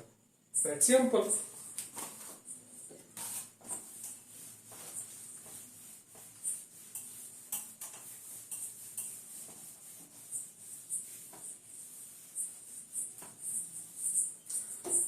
ఇవన్నీ కూడా అనులోమానుపాతానికి సంబంధించిన ప్రాబ్లమ్స్ చేస్తా ఉన్నాం. ఒక్కసారి ఎన్నో ప్రపోజల్ మనం చాలా ప్రాబ్లమ్స్ ఇంకా చెప్పాలనుకున్నాను. టైం టేకన్ అవుతుంది. రైట్, వీడియో లెంత్ ఎక్కువైపోతుంది. లెంత్ ఎక్కువైనా సరే బోర్ కొడుతుంది. కాబట్టి one more example inverse proposal గురించి 1-2 ఎగ్జాంపుల్ చూసి ఈ క్లాస్ ఆపేద్దాం. రైట్, ఇన్వర్స్ ప్రపోజల్ వచ్చినట్లయితే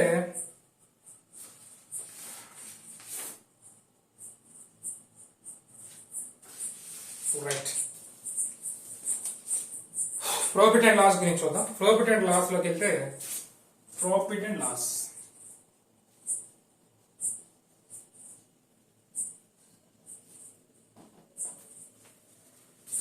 లాస్ లో ఒక ప్రాబ్లం చూద్దాం.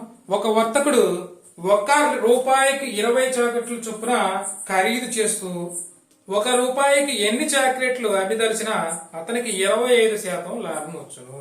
ఇక్కడ ఏం చేశాడంటే ఒక వ్యాపారి ₹1 25 చాక్లెట్ల చొప్పున కొన్నాడండి. ₹1 ఎన్ని కొన్నాడు? 25 చాక్లెట్లు కొన్నాడు. ₹1 25 చాక్లెట్లు కొన్నాడు. ₹1 25 చాక్లెట్లు కొని ₹1 ఎన్ని చాక్లెట్లు అమ్మితే అతనికి 25% లాభం వస్తుంది. ₹1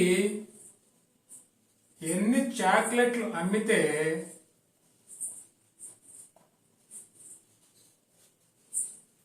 25% లాభం వస్తుంది. రైట్, అతనేమో ₹1కేమో 25 చాక్లెట్లు చొప్పున కొన్నాడు. కొని ఇప్పుడు అమ్మాలి. అమ్మినప్పుడు అతనికి 25% లాభం రావాలండి. 25% రావాలి, 25% లాభం రావాలి. ₹1 ఎన్ని చాక్లెట్లు అమ్మాలి అని అనుకుంటున్నాడు. మరి ఇది డైరెక్ట్ ప్రపోర్షనల్ లో ఉందా, ఇన్వర్స్ ప్రపోర్షనల్ లో ఉందా? ఒక్కసారి మనం గమనిద్దాం. అతనికి ₹1 25 చాక్లెట్లు కొన్నాడండి. అతనికి లాభం రావాలి. లాభం రావాలంటే ₹1 30 చాక్లెట్లు అంతే వస్తుందా? Simple thing. జనరల్ గా ఆలోచించాడు. ₹1 25 చాక్లెట్లు కొన్నాడు. కొని ₹1 30 చాక్లెట్లు అంతే లాభం వస్తుందా? రా. అంటే ₹1 25 చాక్లెట్ల కంటే, అంటే వాడు ఎన్ని చాక్లెట్లు అయితే కొన్నాడో అంతకన్నా తక్కువ చాక్లెట్లు అమ్మాలి. అంటే ₹1 15 ఇవ్వడము, ₹1 20 చాక్లెట్లు, ₹1 23 చాక్లెట్లు, ₹1 22 చాక్లెట్లు, ₹1 10 చాక్లెట్లు ఇస్తే వాడికి లాభం వస్తుంది. అంతేగాని ₹1 30 చాక్లెట్లు అంతే లాభం వస్తుందా? రాదు, లాస్ అయిపోతాడు. కాబట్టి ₹1 25 చాక్లెట్లు అమ్మితే, కొంటే ₹1 25 చాక్లెట్ల కంటే తక్కువ చాక్లెట్లు అమ్మాలి. తక్కువ చాక్లెట్ అంటే 15 అమ్మాలి, లేదా 20 అమ్మాలి, లేక 14 అమ్మాలి. అంటే ఇక్కడ ఏమవుతుంది? లాభం పెరిగితే చాక్లెట్ల సంఖ్య తగ్గిపోతుంది.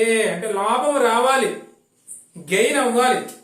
గెయిన్ అవ్వడం అంటే వాడి దగ్గర డబ్బులు పెరగాలి, వాడి సంపాదన పెరగాలి. సంపాదన పెరగాలంటే ఏం చేయాలి? చాక్లెట్ల సంఖ్య తగ్గించాలి. ₹1 25 చాక్లెట్లు ఉన్నది ₹1 20 అమ్మాలి, ₹1 15 అమ్మాలి. అమ్మితే వాడికి లాభం అనేది వస్తుంది. అంటే అటు పెరుగుతుంటే ఇటు తగ్గుతుంది, ఇటు పెరిగితే అటు తగ్గుతుంది. చాక్లెట్ ₹1 20 చాక్లెట్లు అమ్మాలి, 30 అమ్మాడనుకో లాభం ఏమవుతుంది? రాదు, లాస్ వస్తుంది. అంటే తగ్గిపోతుంది. అంటే ఇటు పెరిగితే అటు తగ్గుతుంది, అటు పెరిగితే ఇటు పెరుగుతుంది. ఇటు పెరిగితే అటు తగ్గుతుంది, అటు పెరిగితే ఇటు తగ్గుతుంది. అంటే ఇది ఇన్వర్స్ ప్రపోర్షనల్. ఇన్వర్స్ ప్రపోర్షనల్ అవుతుంది. ఇన్వర్స్ ప్రపోర్షనల్ అవుతుంది కాబట్టి గమనించినట్లయితే మనకి ఎంత రావాలి? 25 చాక్లెట్లు అన్నాం. ₹1 ఎన్ని చాక్లెట్లు? 25 చాక్లెట్లు. రైట్.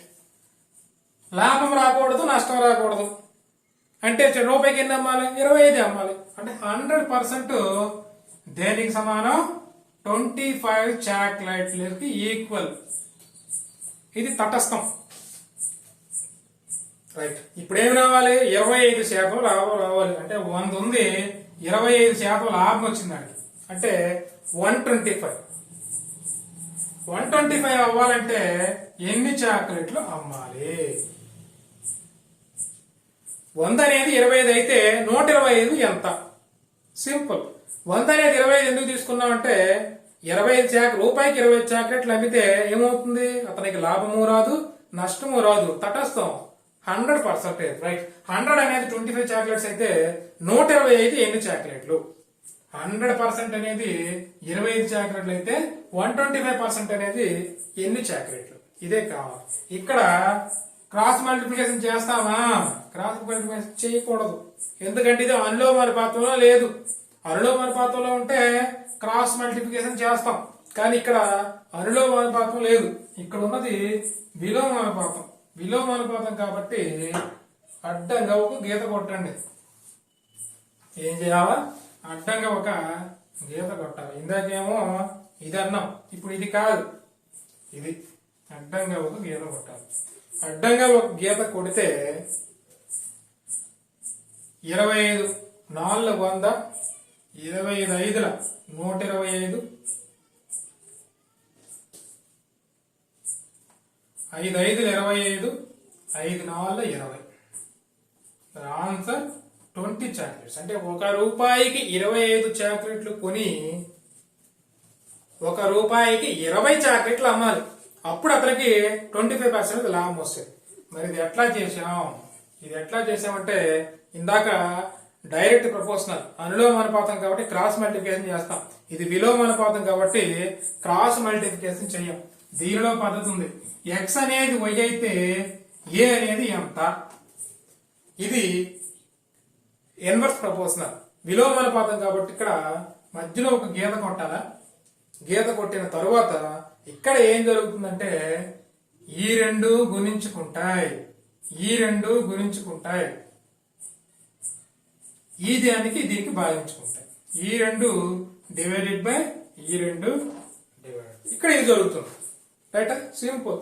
ఈ రెండు గుణించుకుంటాయి, ఈ రెండు గుణించుకుంటాయి, మల్టిప్లికేషన్. ఈ రెండు డివిజిబుల్, ఈ రెండు డివిజిబుల్. అంతే ఇక్కడ చేశాం. 100 × 25/125. ఈ రెండు గుణించుకుంటాయి, ఈ రెండు గుణించుకుంటాయి, పైన కింద డివిజిబుల్ చేయాలి, భాగించాలి. అదే చేశాం. రైట్, ఒక్కసారి మళ్ళీ సింప్లిఫికేషన్ చూద్దాం.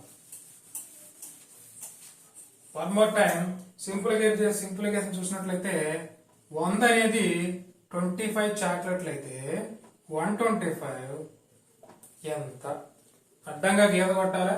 ఈ రెండు గుణించుకుంటాయి, ఈ రెండు గుణించుకుంటాయి, ఈ రెండు భాగించుకుంటాయి, ఈ రెండు భాగించుకుంటాయి, ఇది ఇది భాగించుకుంటది, ఇది ఇది భాగించుకుంటది. ఇలా కూడా డివైడెడ్ బై, ఇలా కూడా డివైడెడ్ బై. రైట్, 25 4 100, 25 5 125. ఈ రెండు భాగించుకుంటాయి కదా, 5 5 25, ఈ రెండు గుణించుకుంటాయి కదా, 4 5 20. క్లియరా? రైట్, ఇది విలోమానుపాతం సంబంధించినటువంటి ఒక ప్రాబ్లం. రైట్, అర్థమైంది అనుకుంటా. Next take one more example.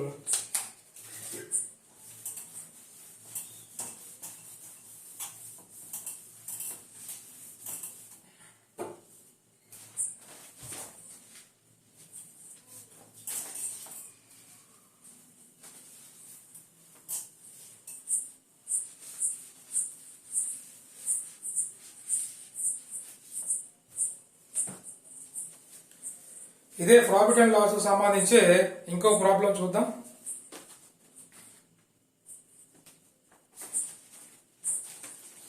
₹1 20 చాక్లెట్లు అమ్మినా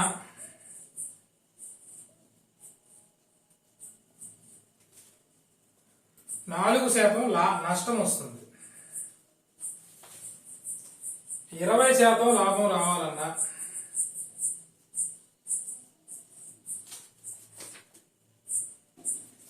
₹1 ఎన్ని చాక్లెట్లు అమ్మాలి? ఇది క్వశ్చన్. ఏమంటాడు? ₹1 20 చాక్లెట్లు అమ్ముతున్నాడంట. ₹1 20 చాక్లెట్లు లాభం అమ్మటం వలన అతనికి 4% నష్టం వస్తుంది. మరి నాకు 20% లాభం రావాలి. మరి ఎన్ని చాక్లెట్లు అమ్మాలి అంటాడు. మరి ఇది ఇందాక చెప్పినట్టుగానే ఇది ఏంటిది? ఇన్వర్స్ ప్రపోజల్ లో ఉంది. ఇందాక పూర్తిగా వివరించాం కాబట్టి మళ్ళీ వివరించను, ఒకసారి దాన్ని రీక్యాప్ చేసుకోండి. ఇది ఇన్వర్స్ ప్రపోజల్. రైట్, ఇక్కడ ఏం జరుగుతుంది? 20 చాక్లెట్లు అమ్ముతున్నాడు, 4% నష్టం వస్తుంది. మొత్తం ఎంత? 100. తటస్థ వాల్యూ ఎంత మనకి? 100%. అంటే 4% నష్టం వచ్చింది. నష్టం వచ్చింది అంటే ఎంత తీసుకున్నట్టు? 96. 100 - 4 96. ఇక్కడ 20% లాభం రావాలంట. 20% లాభం రావాలంటే 100 + 20. ఇదేమో లాస్ అన్న, ఇదేమో గెయిన్. 100 + 20 120. ఇక్కడేమో 96కి ఏమో 20 చాక్లెట్లు, 120కి ఏమో ఎన్ని చాక్లెట్లు అంటున్నాడు. అంతే, సింపుల్. 96కి ఏమో 20 చాక్లెట్స్, 120కి ఎన్ని చాక్లెట్లు? ఇదే క్వశ్చన్. రైట్, ఇది ఇన్వర్స్ ప్రపోర్షనల్ లో ఉంది కాబట్టి రైట్ మధ్యలో ఒక గీత కొట్టండి. ఈ రెండు మల్టిప్లికేషన్, ఈ రెండు మల్టిప్లికేషన్, ఇది రెండు డివైడెడ్ బై, ఈ రెండు డివైడెడ్ బై, ఈ రెండు డివైడెడ్ బై, ఈ రెండు కూడా డివైడెడ్ బై. రైట్, 2 2 0 0 పోయింది. 2 6 12, 6 96 పోతే 6 1 6, 6 6 32, అంటే 16 చాక్లెట్స్. రైట్, 96 ఏమో 20 చాక్లెట్లు అయితే 120 ఎంత వచ్చింది? 16 చాక్లెట్, 16 చాక్లెట్ వచ్చింది. అంటే వాడికి 20% లాభం రావాలంటే ₹1 ఎన్ని చాక్లెట్లు అమ్మాలి? 16 చాక్లెట్లు అమ్మాలి. ఇది ఇన్వర్స్ ప్రపోర్షనల్. రైట్,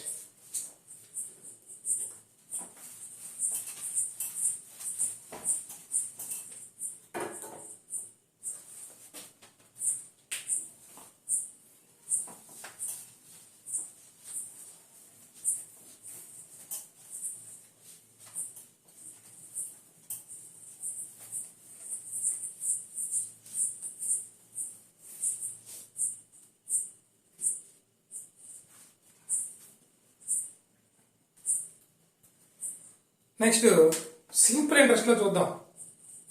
ఇప్పుడు మనం మాట్లాడుకుంటుందంతా ఆ మూడు పద్ధతుల గురించి డిస్కస్ చేస్తామండి. మ్యాథమెటికల్ ఆపరేషన్స్, అలాగే కలెక్షన్ ఆఫ్ పార్టికల్స్, అండ్ మూడో చెప్పినటువంటి DP and IP, direct proportional and inverse proportional. ఈ మూడు ఏదైతే మనకు వస్తాయో అప్పుడే మనం 80% అథమెటిక్ ప్రాబ్లమ్స్ మనం సింప్లిఫికేషన్ చేయడానికి అవకాశం ఉంటుంది. కాబట్టి ఈ మూడు ఖచ్చితంగా మనం ప్రాక్టీస్ చేయాలా. ప్రాక్టీస్ చేస్తే వస్తుంది. ఇంకా ఇంకో ప్రాబ్లం చూద్దాం. నెక్స్ట్ వేరే దాంట్లో చూద్దాం. సింపుల్ ఇంట్రెస్ట్ లో చూద్దాం. సింపుల్ ఇంట్రెస్ట్ లో ప్రాబ్లమ్స్ ఎట్లా.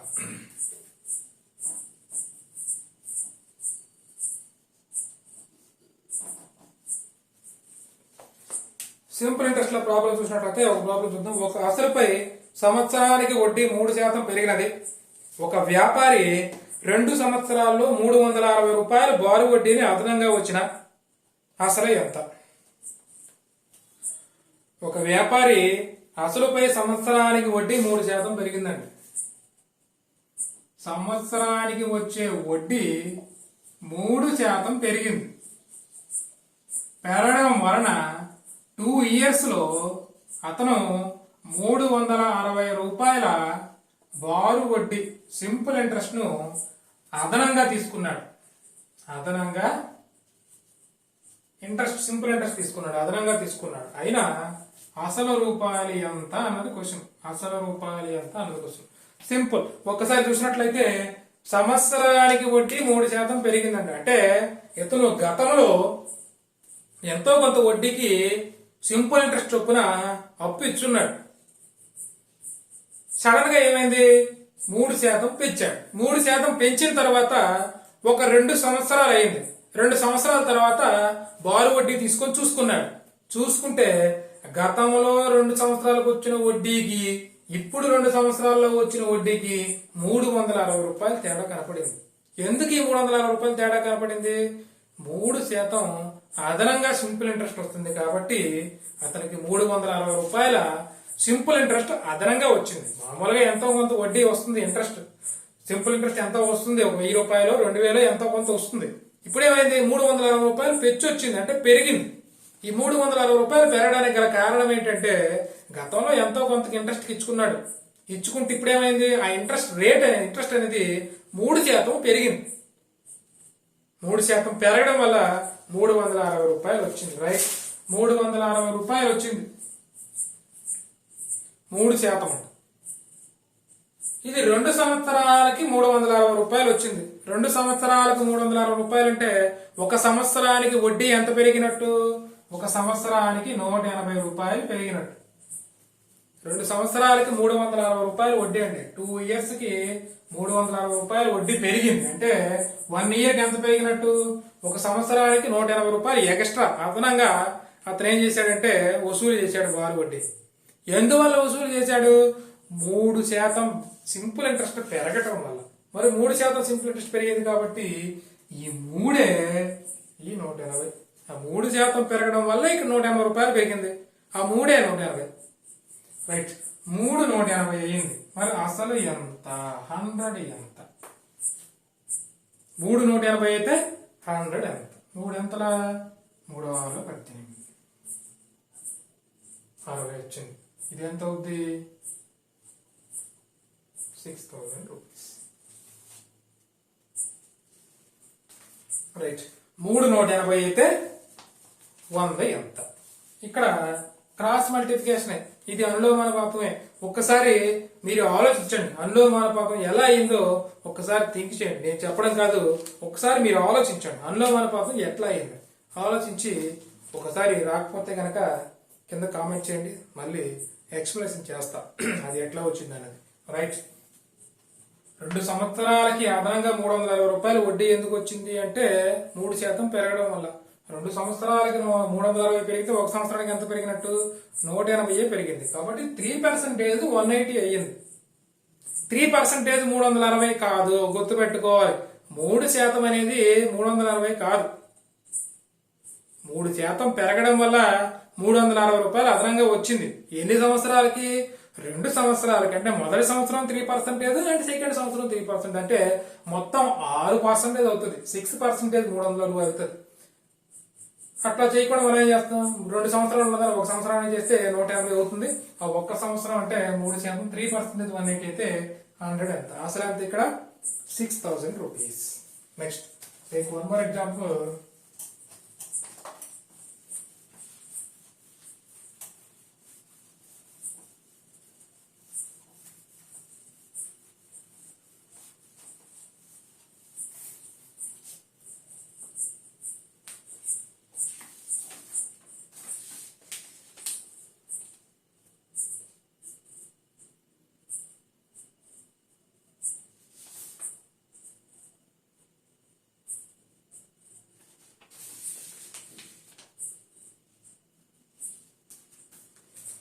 ఇన్వర్స్ ప్రపోజల్ గురించి ఇంకో 2 ఎగ్జాంపుల్ చూద్దామండి. ఇది వర్క్స్ అండ్ వేజెస్ గురించి ఒక ప్రాబ్లం చూద్దాం.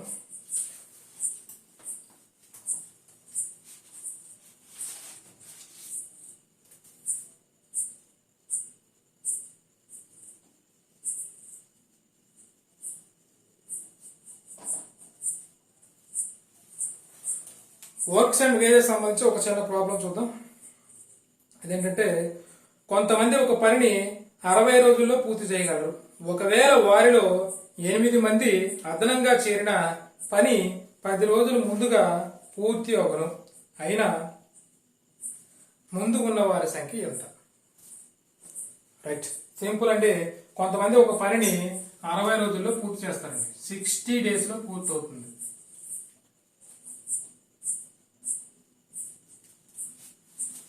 కొంతమంది వ్యక్తులు ఉన్నారు, కొంతమంది పని వాళ్ళని తీసుకుంటే ఆ పని 60 days లో పూర్తవుతుంది, 60 రోజుల్లో పూర్తవుతుంది. నెక్స్ట్ ఏం చేశాడు, ఒకవేళ అదనంగా ఒక 8 మందిని చేర్చుకున్నాం పనిలో, అదనంగా ఒక 8 మందిని చేర్చుకున్నాం. 8 మందిని చేర్చుకోవడం వల్ల 10 రోజులు ముందుగా అయిపోతుంది పని. ఎందుకు? మనుషులు పెరిగారు కాబట్టి పని తొందరగా అయిపోతుంది. అంటే ఇన్వర్స్ ప్రపోర్షనల్. రైట్, 10 మంది మనుషులు పెరిగారు, 8 మంది మనుషులు పెరిగారు, 10 రోజుల ముందు పని అయిపోతుంది. అంటే 50 days లోనే కంప్లీట్ అయిపోతుంది వర్క్. 50 days లోనే వర్క్ కంప్లీట్ అయిపోతుంది. అయినా ముందుగా ఉన్న వారి సంఖ్య ఎంత? అప్పుడు ముందు పనిలో ఎంతమంది ఉన్నారు అని అడుగుతున్నాడు. ముందు పనిలో ఎంతమంది ఉన్నారు అని అడుగుతున్నాడు. రైట్, ముందు మనం సమ్ ఎక్స్ అనుకుందాం. ఒక ఎక్స్ మంది పనిలో ఉన్నారు. ఎక్స్ మంది పనిలో ఉంటే 60 రోజుల్లో చేస్తారు. 8 మంది అదనంగా వచ్చారు అంటే ఎక్స్ ప్లస్ 8, 8 మంది అదనంగా వచ్చారు కాబట్టి పని ఎన్ని రోజుల్లో పూర్తయింది? 50 days లో పూర్తయింది. ఎందుకు? 10 రోజులు అడ్వాన్స్ గా అయిపోయింది. మనుషుల సంఖ్య పెరిగారు కాబట్టి 10 రోజులు ముందుగా జరిగింది. రైట్, ఇది direct proposal, inverse proposal? Inverse proposal. Simple, ఇందులోనే ఉంది. మనుషుల సంఖ్య పెరిగితే రోజుల సంఖ్య తగ్గింది. ఇక్కడ 8 మంది పెరిగారు, ఇక్కడేమో 60 రోజులు అవ్వాల్సింది 50 రోజుల్లో అయిపోయింది. అంటే ఇటు పెరిగితే అటు తరిగింది కాబట్టి ఇన్వర్స్ ప్రపోజనల్. ఇన్వర్స్ ప్రపోజనల్ అంటే ఇదే. అంటే ఈ రెండు మల్టిప్లికేషన్ 60x, ఇక్కడ 0కి 0 పోయింది, 0కి 0 పోతే ఈ రెండు x into 6x is equal to ఇదేమో 5 ఇంటూ x 5x ప్లస్ 8 5 45. 6 నుంచి 5 పోతే x ఈజ్ ఈక్వల్ టు 45. ఒక పనిని ముందుగా ఎవరన్నారు? x మంది 60 రోజుల్లో చేశారంటే ఎంతమంది ముందున్నారు? 40 మంది ఉన్నారు. సింపుల్. ఒక పనిని 60 రోజుల్లో పూర్తి చేయాలి కొంతమంది. అయితే మనం ఏం చేసాం? ఒక 8 మందిని ఎక్సెస్ గా తీసుకున్నాం పని తొందరగా అవ్వాలని. ఎక్సెస్ గా తీసుకోవడం వల్ల ఒక 10 రోజులు ముందుగా కంప్లీట్ అయిపోయింది, 50 రోజుల్లో కంప్లీట్ అయిపోయింది. అప్పుడు ముందుగా ఎంతమంది ఉన్నారు అని అడిగాడు. ఇది ఇన్వర్స్ ప్రపోజనల్ కాబట్టి ఎక్స్ 60 అయితే ఎక్స్ ప్లస్ 8 ఎంత? 50. ఇన్వర్స్ ప్రపోజనల్ కాబట్టి దాన్ని అట్లా చేశాం. ఎలా చేశాం? మధ్యలో ఒక గీత కొట్టాం, పై 2 గుణించుకున్నాయి, కింద 2 గుణించుకున్నాయి, ఈ 2 డివిజిబుల్, ఈ 2 డివిజిబుల్. అదే చేసాం, ఎక్స్ వాల్యూ 40 వచ్చింది. రైట్, దీన్ని డైరెక్ట్ ప్రపోజనల్ లో కూడా చేయొచ్చు. దీన్ని డైరెక్ట్ ప్రపోజనల్ లో కూడా చేయొచ్చు. ఇప్పుడు ఏమైంది? ఒక పనిని 60 days లో కంప్లీట్ చేస్తున్నాం కొంతమంది. ఇప్పుడు ఏమైంది? 8 మంది పెరిగారు. 8 మంది పెరగడం వల్ల ఏమైంది? 10 రోజులు తగ్గిపోయింది. అంటే ఈ 10 రోజులు తగ్గడానికి గల కారణం ఎవరు? 8 మంది. అంటే 10 days 8 మంది అయితే 60 days ఎంత అవుతుంది? క్రాస్ మల్టిప్లికేషన్ చేస్తే 48 వచ్చిందండి. 10 రోజులు 8 మందికి సమానం అయితే 60 రోజులు దేనికి సమానమైంది? 48 రోజులకు 48 మందికి సమానమైంది. 60 రోజుల పని అంటే 10 రోజుల పనిని 8 మంది 10 రోజుల పనిని చేయగలరు. మరి 60 రోజుల పనిని ఎంతమంది చేయగలరు? 48 మంది చేయగలరు.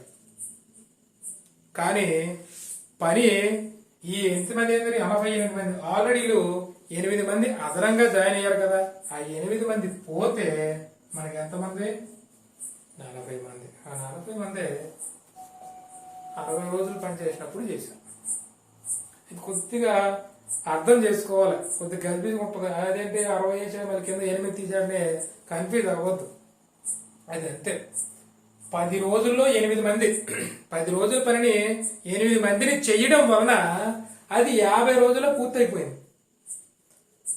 ఈ కొత్తగా 8 మంది ఎవరైతే జాయిన్ అయ్యారో వాళ్ళు ఏ వర్క్ అంటే ఈ 8 మంది కాదు, ఎవరైనా ఒక 8 మంది, ఈ 8 మందినే కాదు మనం లెక్కలోకి తీసుకుంది, ఎవరైనా ఒక 8 మంది 10 రోజుల పనిని పూర్తి చేసినట్టు మీనింగ్. కాబట్టి 10 రోజుల పనిని 8 మంది చేస్తే 60 రోజుల్లో ఏమవుతుంది? 48 మంది అవసరం. ఆల్రెడీ 8 మందిని మనం యాడ్ చేసిన వాళ్ళు కాబట్టి వాళ్ళని తీసేస్తే 40 వచ్చింది. ఇది అర్థం కాకపోతే ఇది సింపుల్ గా ఉంది, దీన్ని ఫాలో అవ్వండి, దాన్ని మర్చిపోండి. రైట్.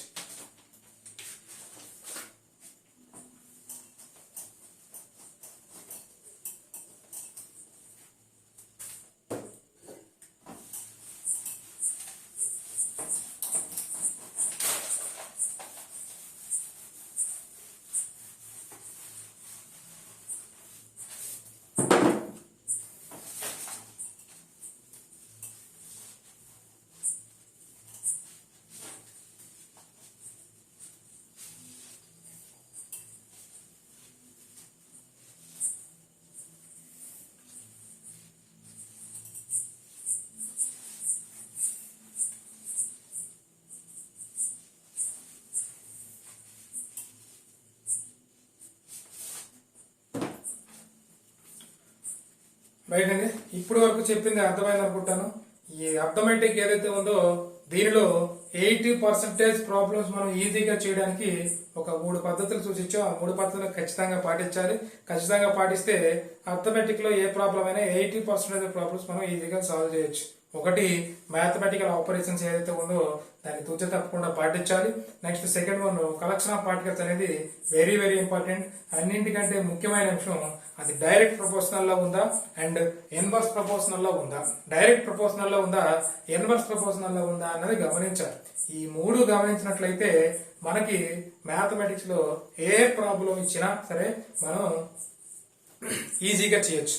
ఎటువంటి ప్రాబ్లమే లేదు, ఈజీగా చేయొచ్చు. ఈ 3 పద్ధతులు ఏవైతే ఉన్నాయో ఆ 3ని మనం అనుసరించాలి. ఇంకా వన్ మోర్ థింగ్ ఏంటంటే లెక్కలు చేయడం అంటే చాలా ఈజీ అండి. మ్యాథమెటికల్ ప్రాబ్లం చేయాలంటే వెరీ ఈజీ. మిగతా సబ్జెక్టుల కంటే ఇది చాలా ఈజీ అండి. మనం ఏదో అనుకుంటాం, అమ్మో మ్యాథమెటిక్స్ అంటే అమ్మో అయ్యో అనుకుంటాం, కానీ అదంతా లేదు. ఇందులో చాలా ఈజీ. మిగతా సబ్జెక్టులే కష్టం. ఎందుకంటే మిగతా సబ్జెక్టులు ఏమి తీసుకున్నా, బయాలజీ తీసుకున్నా లేకపోతే మన హిస్టరీ తీసుకున్నా ఇంకా వేరే సబ్జెక్ట్ ఏం తీసుకున్నా ఖచ్చితంగా మనం చదవాలి, గుర్తు పెట్టుకోవాలి. ఈ 2 జరగాలి. ఈ 2 జరిగితేనే మనం ఎగ్జామినేషన్ లో ఆన్సర్ అనేది రాయగలం, లేకపోతే ఆన్సర్ రాయడం పాసిబుల్ అవ్వదు. బయాలజీ తీసుకున్నా, హిస్టరీ తీసుకున్నా, మిగతా ఏ సబ్జెక్టులు తీసుకున్నా, అంటే మ్యాథమెటిక్స్ కాకుండా మిగతా ఏమైనా తీసుకున్నా, అంటే ఫిజికల్ సైన్స్ అనేది కొద్దిగా టెక్నికల్ సంబంధించింది. ఫిజికల్ సైన్స్ అండ్ మ్యాథమెటిక్స్ విడిచిపెట్టి మిగతా సబ్జెక్ట్స్ ఏవైతే ఉన్నాయో ఇవన్నీ మనం ఎగ్జామినేషన్ లో ఆన్సర్ చెయ్యాలంటే కనుక ఖచ్చితంగా దీనికి ముందు చాలా పెద్ద శ్రమ ఉండాలి. చదవాలి, కంఠస్థ పెట్టాలి, సబ్జెక్ట్ని అవగాహన చేసుకోవాలి, సబ్జెక్ట్ని మన మైండ్ లో ఉంచుకోవాలి, అర్థవంతంగా చదవాలి. ఇవన్నీ చేస్తూ డైలీ ప్రతిరోజు కూడా రిపీట్ వన్ మోర్ చదువుతూ ఉంటే కనుక మనం ఎగ్జామినేషన్లో ఆన్సర్ చేయగలుగుతాం. ఇది చాలా కష్టం కదా. ఇంత సబ్జెక్ట్ మనం ఉంచుకోవాలంటే మన మైండ్ అంతా ఇంత ఉంటుంది, దానిలో అదంతా ఉంచుకోవాలంటే చాలా కష్టం. కానీ మ్యాథమెటిక్స్ అనేది ఏమీ అవసరం లేదు, అవన్నీ ఉంచుకోవాల్సిన అవసరం లేదు. మిగతా సబ్జెక్టులకు వస్తే ఈచ్ అండ్ ఎవ్రీ సబ్జెక్ట్ కూడా మన మైండ్లో ఉంచుకోవాలి. ప్రతి టాపిక్ కూడా మన మైండ్లో ఉంచుకోవాలి. ప్రతి టాపిక్ కూడా టాపిక్ ఒక కొత్తదనం అనేది ఉంటుంది. మనకి మ్యాథమెటిక్స్ లో వచ్చేటప్పటికి ఆ కొత్తదనం అనేది ఉండదు. ప్రతి దాని దగ్గర అదే ప్లస్, అదే మైనస్, అదే ఇంటూ, అదే డివైడెడ్ బై. కొత్తగా ఏమైనా చూస్తున్నామా? ఏమి చూడం. బేసిక్ గా ఏదైతే మనం మ్యాథమెటికల్ ఆపరేషన్స్ నేర్చుకున్నామో అదే కంటిన్యూ అవుతూ ఉంటాయి. ప్లస్ కనబడితే కలపాలి, కలిపే. మైనస్ కనబడితే తీసివేయాలి, తీసే. ఇంటూ కనబడితే మల్టిప్లికేషన్ చేయాలి, చేసే. డివైడెడ్ బై కనబడితే డివిజిబుల్ చేయాలి, చేసే. ఇవన్నీ ఏదైతే మనకి కనపడ్డాయో అదే చేస్తున్నాం. అంటే చూసి రాస్తున్నామండి. అంటే మ్యాథమెటిక్స్ అంటే కాపీ కొట్టడం. సింపుల్ గా చెప్పాలంటే మ్యాథమెటిక్స్ అంటే కాపీ కొట్టడం. పైన ఉన్న దాన్ని కాపీ కొట్టడమే. ఎగ్జామినేషన్ లో మిగతా సబ్జెక్టులకు సంబంధించి ఒక క్వశ్చన్ ఇచ్చి దీని గురించి వ్యాసం రాయండి అంటే క్వశ్చన్ లో ఏం ఉండదు. మొత్తం మనం ఇంత ప్రీవియస్ గా మనం ఏదైతే వర్కౌట్ చేసామో, మనం ఏదైతే చదివామో, మనకు టీచర్స్ ఏదైతే చెప్పారో అదంతా గుర్తు పెట్టుకుని మక్కి దించాలి. లేదు కాంపిటేటివ్ ఎగ్జామ్లు అయితే మల్టిపుల్ చాయిస్ క్వశ్చన్ ఇస్తే క్వశ్చన్ ఆన్సర్, దీనికి ఆన్సర్ ఎంత టక్కన గుర్తుంటే టక్కన పెట్టడం, అంతే, ఇంకేం లేదు. గుర్తుండాలంటే చదవాలా. ఒక బిట్టికి సంబంధం ఉండదు, అన్ని కొత్తగా ఉంటే చదవాలి. కానీ మ్యాథమెటిక్స్ సంబంధించి అంత వర్కౌట్ చేయాల్సిన అవసరం లేదు. ఏ లెక్కతో తీసుకుని అదే ప్లస్, అదే మైనస్, అదే ఇంటూ, అదే డివైడెడ్ బై, అదే రేషియో ఉంటుంది, అదే రూట్ ఉంటుంది, అదే స్క్వేర్ ఉంటుంది, అవి ఉంటాయి. అంతకుమించి ఇంకే ఉండదు. కాకపోతే అవి ఎక్కడ ఎట్లా యూజ్ చేయాలి అన్నది మనం నేర్చుకోవాలి. ఆ నేర్చుకోవడం ఎట్లా అవుతుందంటే ప్రాక్టీస్ వల్ల వస్తున్నాయి. ప్రాక్టీస్ చేస్తే మ్యాథమెటిక్స్ కంటే ఈజియెస్ట్ సబ్జెక్ట్ ఇంకొకటి ఉండదు. ఇప్పుడే చెప్తున్నా, సింపుల్. మ్యాథమెటిక్స్ అంటే కాపీ కొట్టడమే. ఇప్పుడు వరకు మనం చూసినటువంటి చాలా ఎగ్జాంపుల్స్ ఈరోజు డిస్కస్ చేసాం. ప్రతి ఎగ్జాంపుల్ లో కూడా కొత్తగా ఎక్కడి నుంచైనా తీసుకొచ్చామా? ఏం లేదు. పైన లెక్కిచ్చాడు, కలెక్షన్ ఆఫ్ పార్టికల్స్ చేసాం, అందులో ఏమిచ్చాడో గమనించి దాని నుంచే కొద్దిగా లాక్కుంటా పోయాం. తీగలాగితే డొంక ఎలా కదులుతుందో అలా చిన్నది లాక్కుంటా పోయాం. ఒక్కొక్కటి లాక్కుంటా పోతే ఆన్సర్ వచ్చింది, అంతే, ఇంకేం లేదు. ఇప్పుడు మన ఇంట్లో ఒక మూలన ఎక్కడో సామాన్ ఉంది, ఒక వస్తువు కావాలి. ఆ వస్తువు ఆ మూలన ఆ సమాపు ఆర్టికల్స్ ఏవైతే ఉన్నాయో వాటిలో ఉందని మనకు తెలుసు, కానీ అది కనిపించట్లా. మన ఇంట్లో ఒక మూలన చాలా వస్తువులు పడేసాం, డంప్ లాగా డంప్ చేసాం. పాత వస్తువులన్నీ మూలన తోసేసాం. అంటే మనకి యూజ్లెస్, అంటే ఉపయోగం లేని వస్తువులన్నీ ఒక మూలన తోసేసాం. కానీ ఒక వస్తువు కావాలి, ఆ వస్తువు గుర్తుంది అందులో ఉందని, కానీ ఎక్కడ ఉందో కనపడతలేదు. మరి ఎట్లా? ఏం చేస్తాం? దాని మీద వర్కౌట్ చేస్తాం. ఒక్కొక్క సామాను బయటికి తీస్తాం, దుమ్ము దులుపుతాం, దగ్గు వస్తుంది, తుమ్ములు వస్తాయి, అన్నీ వస్తాయి. వచ్చిగా చివరిగా వస్తువు అనేది దొరుకుతుంది. అప్పుడు మన మైండ్లో, మన మనసులో హ్యాపీనెస్ అనేది దొరుకుతుంది. ఎందుకు? మనం ఎప్పుడో మైండ్లో ఉంచుకున్న ఆ మూలన వస్తువు ఉందని ఈరోజు మనం అది ఎతకగలిగాం కాబట్టి చిన్న హ్యాపీనెస్ అనేది వస్తుంది, రైట్? అట్లాగే ప్రాబ్లంలో కూడా సొల్యూషన్ అనేది ఉంటుంది. ప్రాబ్లంలోనే ఆన్సర్ ఉంటుంది. మ్యాథమెటికల్ ప్రాబ్లంలోనే ఆన్సర్ ఉంటుంది. కాకపోతే ఆ ప్రాబ్లాన్ని మనం ఇప్పుడు ఎలా అయితే మనం ఒక సమ్ ఆఫ్ ఆర్టికల్స్ ఉంటే ఎలా మనకు కావాల్సిన వస్తువులు వెతుక్కున్నామో అలాగే ఈ లెక్కలో మనం వెతుక్కుంటా పోవాలి. ప్లస్ కనబడితే కలపాలి, ఇంటూ కనబడితే గుణించాలి, డివైడెడ్ బై కనబడితే మల్టిప్లై చేయాలి. ఇంకా ఏదైనా కొత్తగా ఆపరేషన్ ఉంటే దాన్ని యూజ్ చేయాలి. ఫార్ములా వచ్చిందనుకో ఫార్ములా యూజ్ చేయాలి. షార్ట్ కట్ ఉంటే షార్ట్ కట్ యూజ్ చేయాలి. యూజ్ చేస్తే చివరికి ఆన్సర్ వస్తుంది. రాగది వస్తుందా? ఖచ్చితంగా వస్తుంది. కాబట్టి మనం మ్యాథమెటిక్స్ చేయాలంటే సింపుల్, కాపీ కొట్టడం, రైట్? ఇంకొకసారి చెప్తున్నా, మ్యాథమెటిక్స్ ప్రాబ్లం సాల్వ్ చేయాలంటే సింపుల్ థింగ్ కాపీ కొట్టడం. అది మైండ్ లో పెట్టుకోండి. కాపీ కొట్టడం ఎప్పుడు వస్తుంది? కాపీ కొట్టడం కూడా ఒక ఆర్ట్. ఒకడేమో కాలర్ కింద పెట్టుకుంటాడు, ఒకడేమో చెయ్యి కింద పెట్టుకుంటాడు, ఒకడేమో ముందుగా ఎగ్జామినేషన్ పలానా రూమ్ లో పలానా బెంచ్ అంటే పక్కన గోడ మీద రాస్తాడు, లేదా టేబుల్ మీద రాసుకుంటాడు. ఒక్కొక్కడు ఒక్కో టైప్ లో ఉంటాడు. మరి ఇందులో కాపీ కొట్టడం ఎలా వస్తుంది? రైట్, ఇందులో కాపీ కొట్టడం ఎలా వస్తుందంటే ప్రాక్టీస్ చేయడం వల్ల వస్తుంది. బేసిక్ ఫండమెంటల్స్ ఏవైతున్నా అవి బాగా నేర్చుకోవాలి. నేర్చుకుని ఎక్కడ ఏది యూజ్ చేయాలో ఆపరేషన్ అక్కడ యూజ్ చేయాలి. యూజ్ చేసి చేస్తే ప్రాక్టీస్ చేస్తే ఖచ్చితంగా వస్తుంది. ఈ యూజ్ చేయడం ఎట్లా వస్తుందంటే one more practice,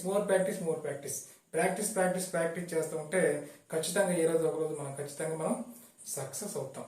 that simple mathematics problem solve చేయాలంటే మన ఆలోచన విధానం మారాలి, ఆలోచించే శక్తి పెరగాలి. ఆలోచించే శక్తి పెరిగితే ఖచ్చితంగా మనకి ఆ ప్రాబ్లం అనేది వస్తుంది. రైట్, ఈరోజు ఈ క్లాస్ ముగిస్తున్నాను.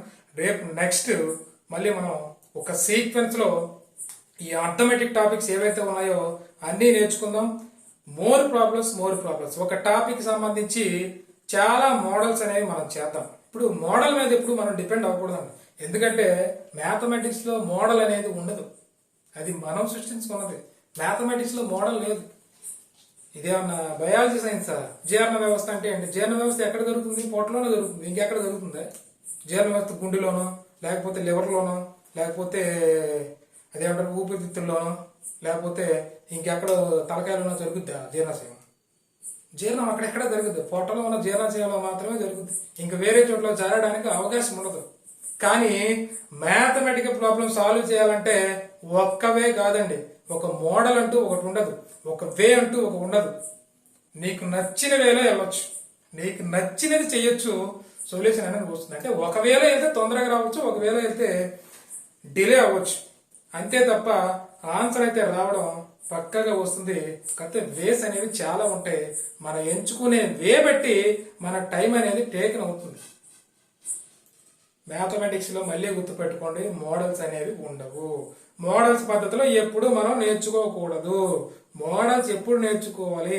సబ్జెక్ట్ ని అవగాహన చేసుకోవాలి, సబ్జెక్ట్ మీద పట్టు రావాలి. పట్టు వచ్చిన తర్వాత ఆటోమేటిక్ మోడల్ గుర్తుంటుంది. మోడల్ గురించి ప్రత్యేకంగా గుర్తుపెట్టుకోవాల్సిన అవసరం కానీ నేర్చుకోవాల్సిన అవసరం కూడా లేదు. కానీ సరే, వన్ మోర్ చెప్తున్నా, మళ్ళీ each and every model wise గానే చెప్తాను.